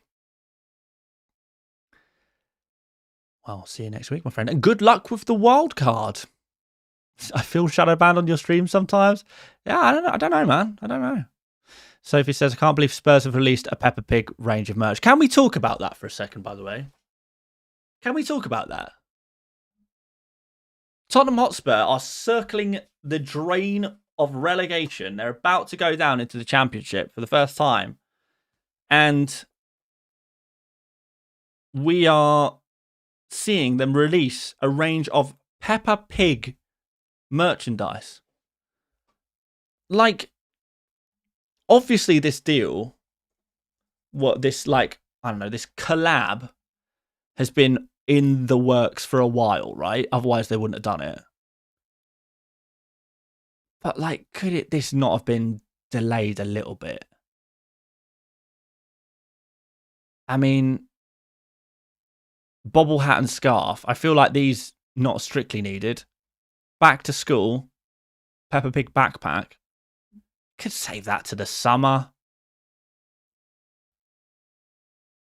Davey says, I think clean sheets is where most of the points will come this week. I agree with you, Davey. It's why I've gone 4 at the back. I do agree with you. Christopher says, love the effort. Love the 3-hour streams. Legend. Good luck. Game week 35, Dan. Thank you, my friend. Good luck to you as well. I do actually enjoy the 3-hour streams. I am going to keep doing them. If we keep getting Friday deadlines, I'll keep doing them. Let's have a look. What are our next deadlines looking like? We've got Saturday there, and we got Sunday there, and we got Sunday there. We'll do a long one for 38, I guess. We might be back to 2-hour streams though next week, to be honest. Depends on how early I get up. But yeah, I mean, look at this, man. Peppa Pig Spurs collab.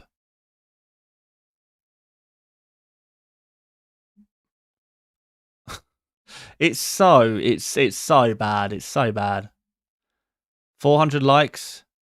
I mean, look, we're past deadline now, so I don't know if it counts anymore.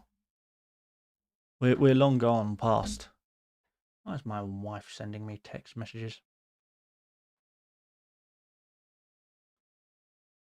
Oh, she's gone. She's gone to my mum's.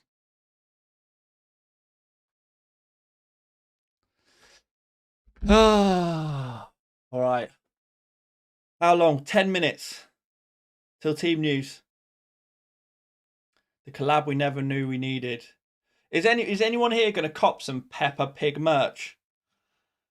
Some Peppa Pig Spurs merch? Anyone going to be treating themselves? Any Spurs fans with young children? I guess that's the market. How's Mrs. FPL Mate doing? She's doing really well, actually. Yeah, Morgan's doing really well. She's like moving normally at this point. Yeah, she did get an infection, but that's healed up fine now. She's finished on her antibiotics. Yeah, man, she's pretty much. I mean, she's not fully healed, obviously, because like healing from endometriosis surgery does take a little time. But yeah, she's pretty much like can live a fairly normal life at the moment. She just needs to, I guess, just not lift heavy stuff for another like 2 weeks, and then she can get back to her normal work. Not normal work, go back to work, normal routine.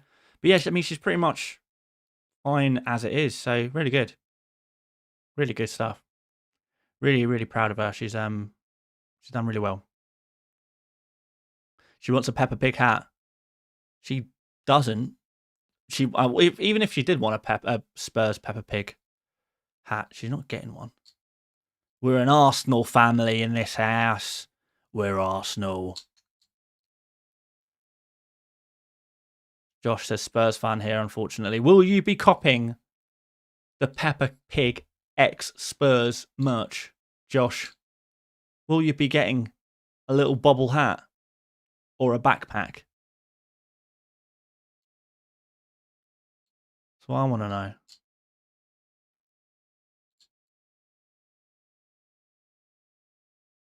Tarek says, which two to bench?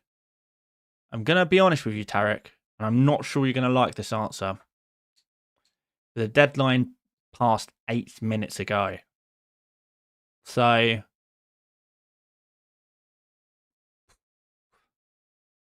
it's not looking great. West Ham and Bournemouth did Peppa Pig merch first. Did they? I missed that one. Gunsmoke says, I know you're all exhausted, but what do you think of this? One day allow us to pick your game week team. No, absolutely not, because you're just going to troll me. You're just going to pick my worst players, and I'm going to get a red arrow. And then I'm going to be all sad all game week. And I don't think I really like the sound of that, actually. Arsenal just announced a collab with Bluey. Now, Chelsea need to do the collab with Bluey. That makes the most sense, right? Chelsea Bluey collab. Arsenal are going to do Teletubbies. People don't care about Teletubbies anymore. It's an old Teletubbies is old news. You're showing your age, Jeremy. You're showing your age. Arsenal Teletubbies would go hard. I'm sure it would. I'm sure it would. I want a nice. I'm going to buy my wife a nice Tinky Winky Arsenal red handbag.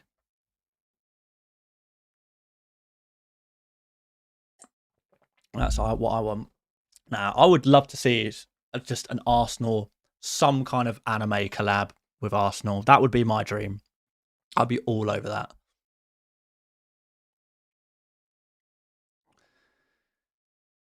I'm not sure if I captain Bruno at the end. It says it's snow. Well, we'll find out. We'll find out in due time. Nick with the bottle joke. Original. Definitely not getting old. Unbelievable. Unbelievable. Arsenal and Thundercats. Is that what you want? Is that your dream collab? Jeremy says, my age is the Slimer and real Ghostbusters. What on earth is the slime? What is the Slimer? You've made that up. You've made that up. Would you bench Peppa Pig or Tinky Winky? I reckon I'd bench Peppa Pig because Peppa Pig is like a tiny little pig. Tinky Winky, absolute unit. Have you seen the size of Tinky Winky? By far the largest of the Teletubbies. A true centre half of children's television, if I ever did see one. I'd put Tinky Winky, centre back. Peppa Pig, stay on the bench. Come on, let's be real here. I don't know if Tinky Winky has the agility to be a goalkeeper, but just as a nice... Imagine, 90th minute, send Tinky Winky up for a header. Oosh. Back at the net. Arsenal and Sonic. Sonic collab would be cool. Relating back to Stick to FPL, I think it would be cool if you just did streams on the channel with Sim every now and then. Yeah, but the problem is Sim is not really very well set up for streaming. Like, he's not got like the equipment or anything, so we'd have to sort him out, I guess. And is this something I thought about before, just getting him a proper streaming setup? Yusuf says, this is my first season of FPL and you were very helpful and fun to watch. Thank you. Thank you very much. I mean, a few weeks left to go, but we'll get there. Moonlight says, Peppa would dive in the mud for pens. Do you reckon Peppa will be a bit of a diver? I don't know. I feel like nice low centre of gravity. She'd stay on her feet in the box. I think she'd stay on her feet. Better stronger than you think, says Robin Hood. Do you reckon? I do think... I think Peppa Pig is short and sturdy. But... I don't know. I don't think she's got the pace. I don't think she's got the agility. I don't think she's got the height. She's lacking a lot of key attributes needed to be a Premier League football player. A lot of the key attributes. A Hoover from Teletubbies would be brilliant in goal. Too short, no? Why don't you do some Footium content for next season? Oh, well, let's do some content for next season Footium, mate. I'm obsessed with this game, man. In fact, that does remind me. I do need to check my. Oh, I've got my players trained. Mate, I absolutely love this game. Like, a lot of the time when people advertise games on their YouTube channel and stuff, it's just because, you know, the money's there. I'm not even doing it for the money. I'm doing it for the love of the game. Right, we need to train up some more players. Who am I going to train? You. And maybe someone else. We'll do you for now.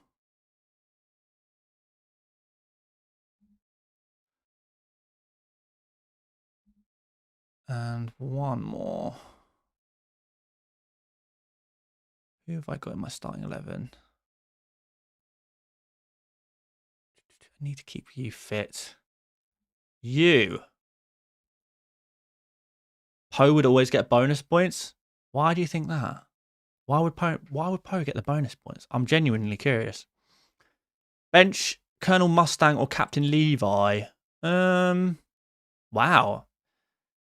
That does give me the reminder that I do need to do a Full Metal Alchemist rewatch.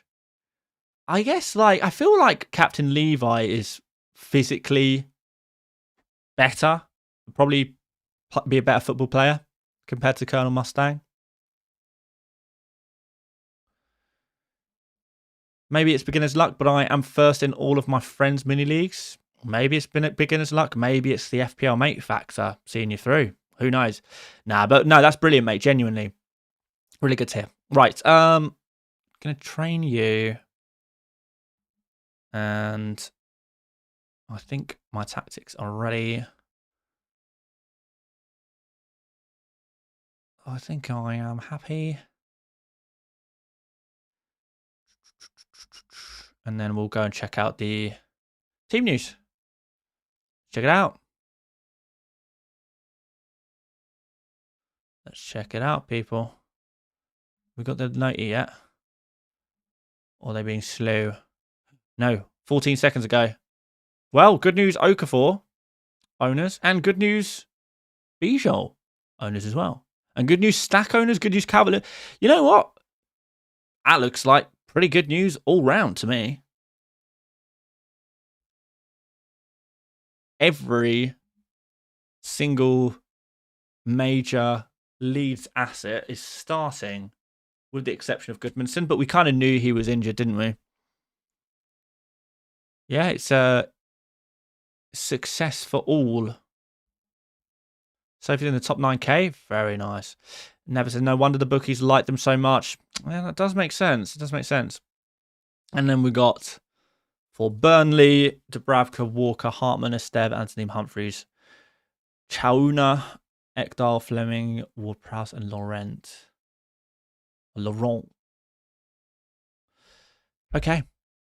Oh, wait, yeah, no, Aronson. Yeah, actually, good spot. No Aronson. So that's 2-man strike force then, right? That's a 5-3-2. A 5-3-2? Oh, I missed that. Sorry. Yeah, no Aronson. It's a 5-3-2. That's a fairly defensive setup.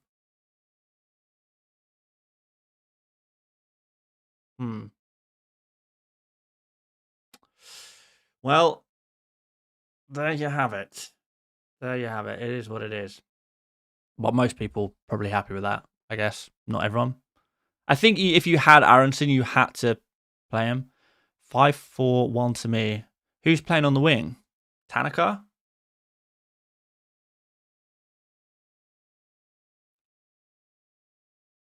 Surely not. Ugh, don't know. Right, anyway, I've been streaming for way longer than is normal. For an FPL content creator, at least. So I am going to dip and try and enjoy what remains of this glorious British weather. Appreciate you guys joining me for the stream today. I need a shower, and then I'm going to go to my mum's and have food. Thanks, guys. Good luck this game week. Enjoy the footy, no matter where you are watching it. Catch you guys over on social media, Twitter, most likely, for live reaction. And I will see you later, mates. Bye-bye.